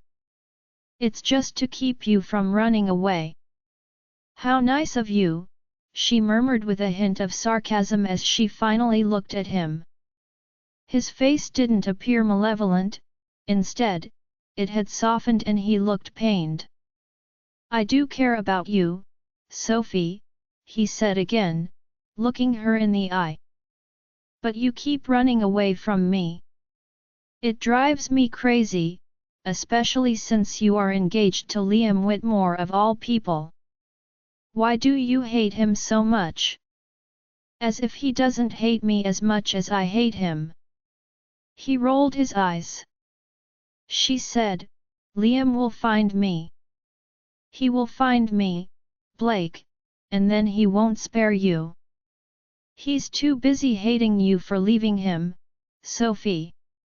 He doesn't have time to look for you. He leaned in closer and clenched his teeth. Sophie's cheeks became pale as she realized that Liam really thought she had left him. That notion made her want to cry even more. Seeing the tears in her eyes made Blake's face softer again. Yes. He did care for her. But he was so in love with her that he would do everything to keep her with him. Even if it meant taking her away. He used his thumb to gently wipe away the tears, which made Sophie flinch and shrink back from him. She didn't have the strength to oppose him. He took the plate of rice and curry from the nightstand and gave it to her. Please, Sophie, eat something. I know you're hungry. I am not, she said, sniffing. He pushed a stray hair behind her ear, filled the spoon with rice and curry, and brought it to her mouth. He cursed his nervous problem as his hands started to tremble, but somehow he was able to keep it steady enough not to drop it. He continued bothering her since she wouldn't talk. She sighed loudly, grabbed the spoon from him, and ate it. Are you happy? She questioned in a mocking tone.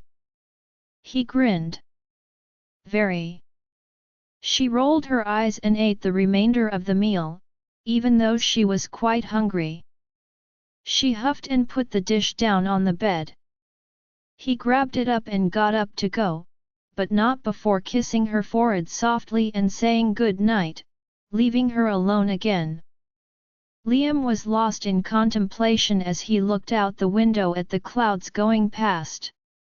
Ali, Nathan, and Saffron had all fallen asleep in the back seats.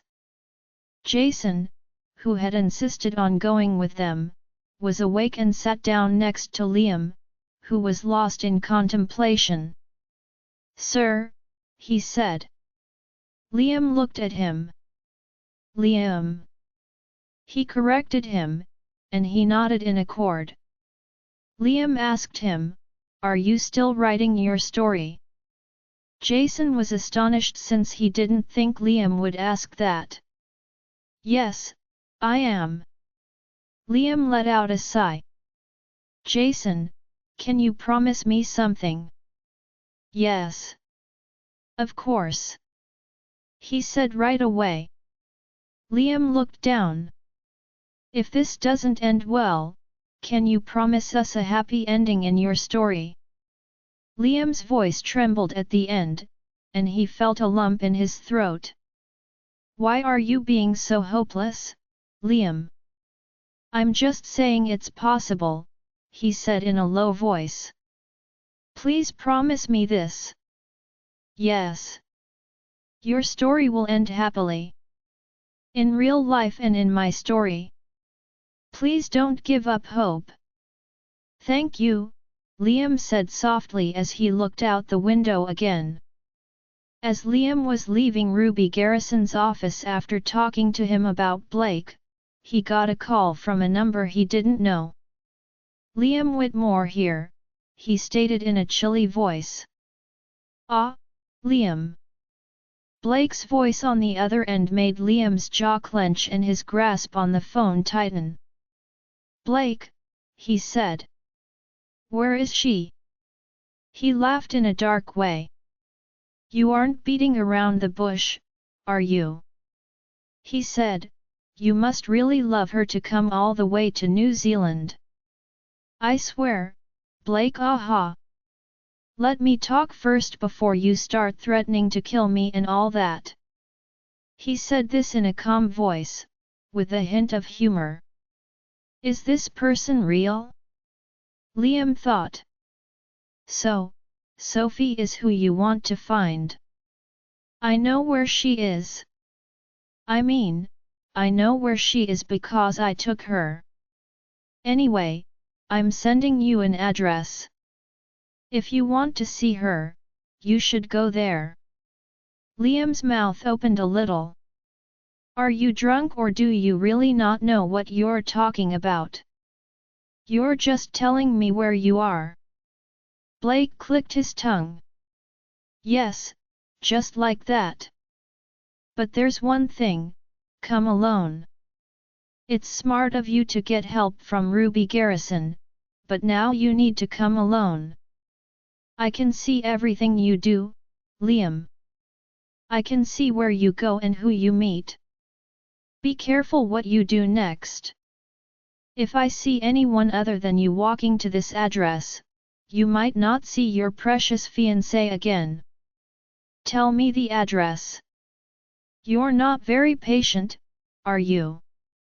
Blake, Liam said, and Blake laughed again. Okay. I'm sending the address. I'll see you there. Liam couldn't believe what he saw on his phone after the call ended. A second later, it buzzed and he got a text with the address. Liam took a big breath and thought about what to do. Nathan and his family were at the hotel, which was good. He thought about it for a while, then walked inside Ruby's office and came out a few minutes later. He got out of the building, got into one of the cars that Ruby had lent him, and went to the location. Sophie, I'm coming. He got out of the car and glanced around. There were forests on both sides of the road. He proceeded into the woods down the narrow route that Blake had informed him about. It led to God knows where. After walking for about 2 minutes, they saw a 2-story house that seemed like it had been around for a long time. The paint was peeling off the walls. Some of the window glass were cracked, and some were shattered. And not a single person in sight. He walked carefully towards it and was too absorbed looking at the home to hear someone coming up behind him. Something smacked him on the head, and he fell into darkness. Liam woke up with a terrible headache. His eyes were getting used to the low light and the guy seated in front of him on a chair. He saw that he was sitting in a chair with his wrists bound behind his back and his feet chained to the chair. The chair was moved a bit closer to him, and he could see the person's face. "Hi, Liam," Blake said with a smile. "Where's Sophie?" Liam yelled. "Oh, she's fine." Liam peered around the room for any traces of her, but he couldn't see anything since it was too dark. The only place that was lit up was where he and Blake were. Liam snarled, "Blake! Where is she?" "Ah, our lover boy is getting impatient." He gently got up. And he clapped his hands. "Let her in." He could hear some muffled sobs, and Liam was relieved to see that Sophie was okay. 2 big men were holding her hands as she tried to get away from them. Her eyes were swollen, her nose was red, and her hair was down and disheveled. She didn't want to wear the clothing Blake gave her, so her t-shirt and pants looked soiled. She didn't see him until he spoke gently. "Sophie." Sophie stopped fighting and turned her head to his. "Liam." She started to cry right away. "I didn't leave you, Liam. I didn't. He had me taken." That's enough, Blake said, stopping her. Of course you didn't leave him, or else he wouldn't have come this far. Why did you take him now? Sophie yelled. You wanted me, and here I am. Blake didn't pay attention to her and talked to Liam. She was pretty sure you would find her. Liam wanted to break free and smack that grin off his face. Blake, let her go. Liam then saw the little television in the corner of the room that showed the outside of this facility. So, that's how he knew he was coming. Only those two men had Sophie, and no one else did. Everyone else was facing away from the television. Liam smiled to himself in his head. Sophie's eyes were full of tears because she was scared of what Blake may do to him. You should be worried about yourself, Liam. She will be fine, but what about you? Please leave him, Blake. I'll do what you say. Just leave him, Sophie begged. Sophie. No. Liam admonished her, and his eyes begged her to be quiet. Oh, I'm having fun with this, Blake said with a chuckle. You're both begging the other person to spare them. That's so sweet. You must really love each other. Please, Blake, don't hurt him, Sophie implored. Sweetheart, we both know he needs to get out of the way for you to give in to me, Blake said, and Sophie's face became pale. No, Blake. Please. I'll do whatever you say. Just leave him. Liam tried to wriggle out of the chair, but it was no use. Will you? Blake asked. Will you do everything I say? But then what? You will think about him every day and compare me to him. Blake gestured to Liam. I won't, Sophie cried. Blake shook his head. No, sweetheart. You can't be mine until he is alive. The two guys who were holding Sophie had let her go a little bit because she had been standing there for so long, but Sophie was too busy pleading for Liam's life to notice. Blake took a gun out of his back pocket and loaded it. No, Blake! Sophie yelled. Liam didn't worry about his own life as long as she was protected. He moved the rifle and raised it, aiming it right at Liam's heart. No, she yelled, but it was too late. He had already pulled the trigger, and in a second, the bullet went through his chest and into his heart. No. No. This can't happen. She thought.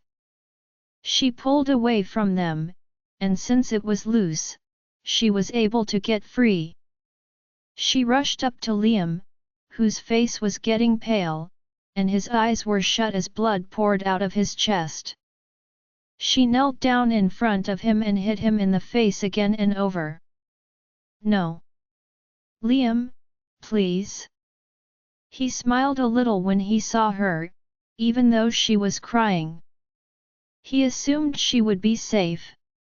Please, she said softly. She didn't even know what she was attempting to express. She heard a little murmur when his eyes were barely open. He finally got the words he had wanted to speak to her for so long out of his mouth. I love you. It made her weep even more. I adore you, too. She wanted to scream, but it was too late since his eyes were closed. And her heart stopped beating with his. From Sophie's point of view, is this Ruby? I questioned Liam, running my finger over the red stone on the ring he gave me. Yes, he said. Ruby and diamond. Why the hell did you buy such an expensive ring?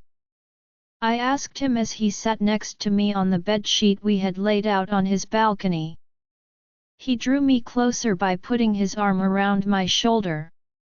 "You're Liam Whitmore's fiancé, honey," he added with a smirk. I struck him on the shoulder, and he laughed as he kissed the side of my head. I looked up at the sky and felt him looking at me. He called my name in a serious voice after a while. "Sophie," I looked at him. "Yes. Did I tell you that you are a blessing to me? My heart is filled with love." "Nope. You didn't tell me," I responded in a humorous way. He grinned a little. "Well, I'm telling you now. You are a blessing to me. You made this house come to life and took away the loneliness." I kissed his cheek as I leaned in. "Thanks." He kissed my cheek in reply. "No, thank you. I can lay my life down for you if I have to," he said firmly, with a commitment that almost made me cry. "Oh, please do," I said with a smile. "That way, I could have all your money." He thought that was funny. "I'll make sure I die first so that my beautiful fiancé can have all my money." I laughed with him, but when I stopped laughing, I put my hand on top of his. "Liam, please don't leave me. I wouldn't even think about it." "You better. Because if you ever did, I will hunt you down and kill you with my bare hands." He laughed and said, "I'm sure you will." I grinned and put my head on his shoulder. He put his head on top of mine, and we both stopped talking. I inquired after a minute had gone. "Have you come up with any names for the baby? Didn't you say you would name the child?" "Well," I responded, feeling embarrassed. "I'm open to ideas." He chuckled softly and said something. "I thought of a name for a girl." "What is it?" "Lanky." "Lanky? Where did you get that? Did you use Google?" He added gently, "It was your mother's name," and then looked at me to see how I would respond. "I'm sorry, what did you say?" "I, well, you said your mother died while giving birth, so I did some research and found out that her name was Lanky. She was only 20. His gaze moved over my face as my mouth was open, waiting for me to say something. He started to babble while I didn't. "I'm sorry. I should have asked you before I found out all this. I thought you might want to know your mother's name since you didn't know anything about her," and I placed my lips on him, cutting him off as usual. A bit later, he kissed me back slowly and lovingly. I drew back after softly biting his bottom lip. "You talk too much," I said softly. His cheeks were a little rosy. "I'm sorry." I freaked out. "Thank you for finding out about her," I said, tears welling up in my eyes for what he accomplished. He kissed my forehead and wiped away my tears. "Anything for you, honey." "Lanky," I muttered, trying out that name. "Do you like it?" He smiled and nodded. "I love it." "What if it's a boy?" He shrugged his shoulders. "I haven't thought about it." "What do you think of Beckham?" "I really like that name." "Sounds good." "Lanky Whitmore, or Beckham Whitmore," he said, and then he kissed me for a long time. "Liam." I gasped and opened my eyes wide. My chest was rising and falling as I breathed deeply. I was lying on a bed in a strange place. I saw the 4 tubes that were hooked up to my arms. "What happened?" Liam, I muttered, and everything fell apart. Liam. I recall Blake shooting him. No. I sat up straight, and my head was spinning from the rapid movement. No one was in the room. I was about to get out of bed when Ali came in through the door. Her eyes were full of tears. When she saw that I was awake and walking closer to her, she gave me a faint, sad grin and then hugged me tightly. I wept as she stroked little circles on my back and wrapped my arms around her torso. It's okay, she attempted to make me feel better. I didn't even get to tell him I loved him, I cried. He said he loved me, and then he left. At that point, Ali drew back and held my cheeks.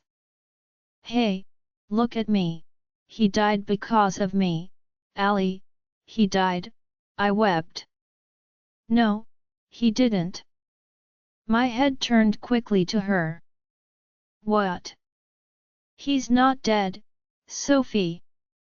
He's still alive. No. Don't make fun of me, Ali. Don't give me false hope. Really? No. He's alive, Sophie. He's still alive. How can he be alive? I saw Blake shoot him in the heart. Ali shook her head. No, he didn't. What do you mean? I said, my brows furrowing. How can this be? Did you know Blake had a nervous disorder, she said, and I remembered when he told me about it.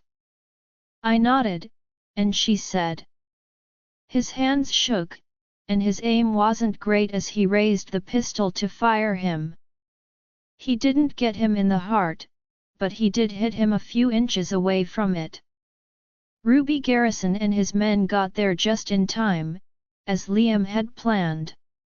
You had passed out, as Ruby informed us. He's not dead. She shook her head. He's alive but is having surgery right now. He needs prayers. This knowledge made my brain hurt. He's still alive. Is this a miracle? I want to see him, I informed her. He's being operated on, Sophie. You can't see him. I want to see him. I said, but as tears started to fall, my voice got lower. I want to see him, please, she kissed me on the head. He's fine, Sophie. You need to rest. You can meet him later, okay? I bowed my head and glanced down at my tummy, where I put my hand. I looked at Ali, and she answered my question without me having to ask it. The baby is fine. I nodded in relief, and she told me to lie down on the bed and relax. And she went away, and shortly I fell asleep. Someone was caressing my hair as I woke up. I gently opened my eyes and saw Ali's face. She whispered quietly, he wants to see you. Is he okay? She nodded. Yes. He has had a successful operation. He wants to see you. I woke up and saw that the 4 tubes that were linked to my arm were already gone. Ali helped me get out of bed because I was still feeling weak. She took my hand and led me out of the room and down the hall to another room where Nathan and Saffron were waiting. They grinned when they saw me. Nathan and Saffron both hugged me from the side, which made me feel lucky to have them in my life. I smiled at them to reassure them and put my hand on the door handle. I took a deep breath, opened the door, and went inside, where I saw a big room. When I saw Liam on the bed with a bandage over his left side of the chest, I sobbed. His hair was all over the place, and his eyes were closed. He opened his eyes and smiled a little as I cried. I raced to him with all my power and held him hard, weeping my heart out. He held my shoulder hard with his right hand, and my face was buried in the crook of his neck. "Sophie," he said softly, making me cry even more. I could feel my shoulder growing wet as tears fell from his eyes. I was still weeping a minute later, not believing he was alive after I witnessed him die. He gently pulled back and moved about on the bed to make room for me. He then motioned for me to sit next to him. I sat down next to him, unsure of what to do. He stroked my hair and kissed my forehead slowly. "I thought I lost you," I wept again. "Why would you do this to me?" "Well, you could have taken all my money. That would have been good for you," he said with a laugh, lightening the situation. In between my weeping, I let out a little laugh. "Yeah, I love you, Liam," I said in a whisper, and his hand stopped caressing my hair right away. He let out a long sigh. "I love you too, Sophie." My heart skipped a beat. "Please say it again," I replied quietly. He said in a sweet voice, "I love you, honey. More than you could ever know. I love you so much that I can't put it into words." "Now, this sounds good," I muttered, which made him laugh quietly. I looked up at him, and our lips gently met in a passionate kiss that made my heart skip a beat and my breath hitch. I kissed him while he grinned against my lips and put my hand over his cheek. Our tongues touched for a little time before I pulled back. The kiss didn't last long, yet it was long enough for us to pour our feelings into it. He kissed my forehead and mumbled, "I love you." I muttered back, "I love you too," and put my head back on his chest. He moved his hand from my hair to my tummy and stroked it in circles. "How's my lanky doing?" "She's fine, wait a minute." "How do you know it's only lanky? What if it's Beckham?" He smiled. "I think it's lanky," he said with a wink. "And I think it's Beckham." He made a clicking sound with his tongue. "Okay, okay. We'll see." I lightly ran my fingertips over the bandage. "Is it still hurting?" "A little bit." "I'm sorry. You had to do it because of me." "Shut up," he yelled at her. "I love you, Sophie. It was the least I could do for you." "Least? You almost died for me." "I didn't care what it cost, Sophie. I just wanted you to be safe." "And what about me? Do you think I would have lived without you? What about this child? Did you want to make him an orphan?" I cried again. "No, Sophie. That wasn't the plan. Blake called me there and told me to come alone. I told Ruby to follow me, but only after 15 minutes. So, while Blake was busy with me, they could all sneak up behind him. I never thought Blake would shoot me. You passed out, and that's when they all came in. I still have to thank him." I wiped my tears away. "Don't do it ever again, or I'll kill you with my bare hands." He laughed. "I wouldn't dare, sweetie." Someone knocked on the door interrupting us, and I got down from the bed and told the guy to come in. A stranger came in as the door opened. I didn't know who he was since Liam appeared delighted to see me. "Ruby," Ruby smiled at me and said to Liam. "You scared all of us, buddy. Because of you, I'm still alive." "Oh, No need for it, Liam. I was just helping my friend. Thank you, Ruby. I really owe you. Liam said this and then turned to me. And Sophie, this is Ruby Garrison, the CEO of Garrison Holdings and my friend. I shook Ruby's hand and smiled back at him. Thanks for keeping us safe. Oh, just drop it already, he muttered with a sigh and then laughed. I'm tired of everyone thanking me.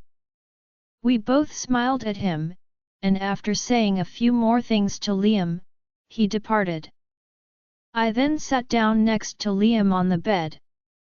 So, what about Blake? Liam's jaw tightened. Don't worry about him, Ruby will take care of him. He held my hand. Did he hurt you? I shook my head. No. He was more like taking care of me. The area where he kept me was nice, too. Some penthouse, and he made sure I was having food and everything. But when you got there, he brought me to that strange old home in the woods. He arched an eyebrow at me and said, he really took care of you. Yes. I think he really cared about me, but he was obsessed with me, which was a bad thing. Is he mentally sick or something? Liam inquired. I shrugged. I don't know, maybe, because he really did take care of me. For example, when I wouldn't eat, he picked up the spoon and tried to feed me himself. Liam frowned and pondered about something. If he's mentally sick, and did all this because of his sickness, then, he needs treatment. It isn't fair to throw him in the prison directly. Maybe. I picked up Liam's phone from the tiny table next to his bed and gave it to him. He phoned Ruby and instructed him to check on Blake first before doing anything else. At that point, I fell even more in love with him since he was so nice, and I hugged him, which surprised him. What? He exclaimed in shock as he hugged me back. I love you, I said, and he laughed a lot. I love you too, Sophie. 8 months later. Sophie's point of view, I muttered quietly, lanky, as I looked down at my baby girl's little, weak body as she cried. I kissed her forehead softly. I looked up at Liam, who was standing next to me, and was too thrilled and startled to say anything. His mouth was slightly open, and his eyes were full of emotions as he looked at our infant. Can I hold her? He managed to say. I nodded and cautiously gave her to him. His fingers were practically shaking as he carefully held her, afraid he may drop her. He smiled and gave out a little, frightened laugh. A tear ran down his face. She is still crying, he grimaced. Why won't she stop crying? Is something wrong? I chuckled at him instead of answering. Didn't you learn biology in school? His face twisted in pain. I hate biology. I laughed and said, no wonder you don't know anything. This made him frown. The nurse came and asked Liam if she could give her the baby so she could wash her. Liam nodded and gave her to her. The nurse took her away, and he bent down and kissed my forehead for a long time. I love you. I grinned. I love you too, he said, and then he kissed me. I told you it would be lanky, he said with a chuckle. I rolled my eyes. Yeah, whatever, congratulations. Allie said as she rushed in the door with Nathan and Saffron behind her with her baby son in her arms. That's the 10th time you've said congratulations. I rolled my eyes as she hugged me and gave her son to Nathan. We all agreed to have a modest celebration at Liam's house with only family. Ali's family, Liam, and Nathan's parents, and ourselves. A week after, I had Lanky. Nathan questioned me, "Where's Liam?" and I searched about but couldn't see him. "I don't know, he was here a little while ago, don't worry, I'll find him." He moved past me to look for him. Lanky was in Margaret's arms, or should I say mother, as she urged me to call her. I couldn't be happier. Everyone sat down on the couch and talked to each other while Helen brought them refreshments. And God knows where Liam and Nat were. I said I was sorry and went up to hunt for them. I was about to knock into Liam when I turned my back on everyone. He grabbed my forearm to support me. "Hello, Sophie," he said gently so that no one else would hear. "Where were you?" I whispered and yelled. He didn't listen to me and took my left hand in his. Then he pulled the engagement band off my ring finger. "What are you doing?" I inquired, confused by what he was doing. He said, "The ring looks boring, doesn't it? I think we should change it." I hit his hand away. "Are you crazy? You can't just throw away an artificial ring. It's ruby and diamond for God's sake. You can keep it if you want, but wear it on a different finger." He put the ring on my right hand's ring finger. "Why?" "'Cause I am trying to propose you for marriage, honey. You are making it difficult." He whined in a childish way. I gasped and laughed a little. "What's that?" Nat was there too, watching us from a distance with a slight smile on his face. Everyone else had also gotten quiet and was watching us. Helen came out of the kitchen with a tray of food and Liam mumbled something funny to Nat. "Brother, please take the tray from her before she drops it in shock." Helen was confused by all she saw. "What's going on?" Nat grabbed the tray from her and walked into the kitchen to store it. Then he came back out. Liam took a big breath and held both of my hands in his. I read all of my romance novels again last night, but they didn't help me get ready for this moment. He looked deeply into my eyes. "Okay, he means it. I guess. I love you, Sophie. I know I've said this a lot before, but it never seems like enough. Thank you for coming into my life, for giving birth to Lanky, for loving me, and for giving me a chance to love you." I started to cry, and to my astonishment, he too had tears in the corners of his eyes. He smiled tightly, pushing back his emotions. "Marry me, Sophie, and I'll give you all the love and happiness in the world. I need you, just you, by my side as my wife." He took another long, anxious breath and looked across to Nat, who took a little box out of his pocket and threw it to Liam, who caught it with no trouble. He dropped down on one knee, holding the box in one hand and my left hand in the other. "Please, Sophie, will you marry me?" I grinned big and nodded my head, even though I was crying. "Yes." He pulled the ring out of the box, slipped it down my ring finger, kissed my knuckles, and then stood up and hugged me tightly. And everyone clapped. He kissed the side of my head and said, "I love you." "I love you too," I murmured back, enjoying the feeling of being in his arms. I knew it. Saffron's statement made us draw back. "I knew you two would get married one day." Everyone laughed at her as she bounced up and down with joy and her face lit up with enthusiasm. She complimented us, and Liam bent down and kissed her forehead. "Thanks, best friend."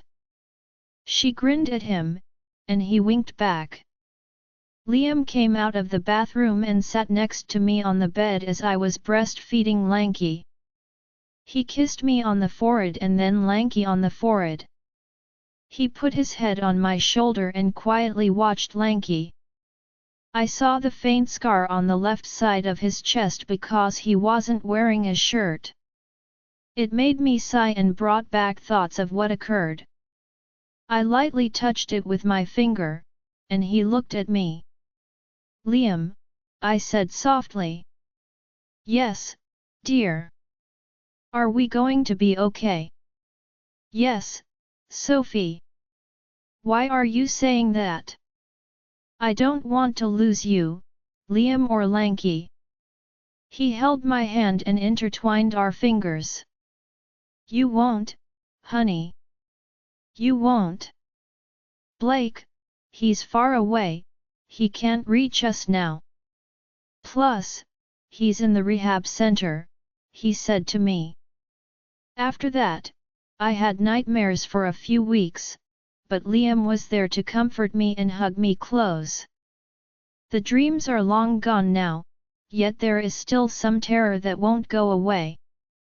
And if something like this happens again, please don't plan anything so stupid. Ask Nat, he has better ideas that don't involve dying. I said this to make him laugh. I swear that wasn't part of the plan, it just happened, okay? I rolled my eyes. Whatever. He kissed my neck and then kissed all over it. I gently pushed him away. "I see a kid in here," I remarked with a smile. "That's asleep and too young to understand anything," he muttered in a husky voice as he nibbled on my ear. I pushed him away and picked up Lanky, which made him moan in displeasure. I put her in her crib when I was done nursing her and she was already asleep. I kissed her forehead and then walked back outside. As soon as I closed the door, Liam rushed up behind me and picked me up in his arms like a bride, making me scream. "Got you!" he said as he walked back to our bedroom. I lightly punched his shoulder. He said in a husky voice, "You are mine for the rest of the night," as he put me on the bed and got on top of me. "No," I said, trying to make him mad. "I'm going to bed." "Oh, you aren't." He put his nose in the crook of my neck. His fingers gently slid under my t-shirt and rubbed my waist in circles. "I'm going to make love to you over and over again, honey." When he put his lips over mine, my legs tightened and I stopped protesting. It was as if my body was responding to what he was saying. He whispered against my lips, "You and Lanky are a blessing to me, Sophie. I love you both." I kissed him back.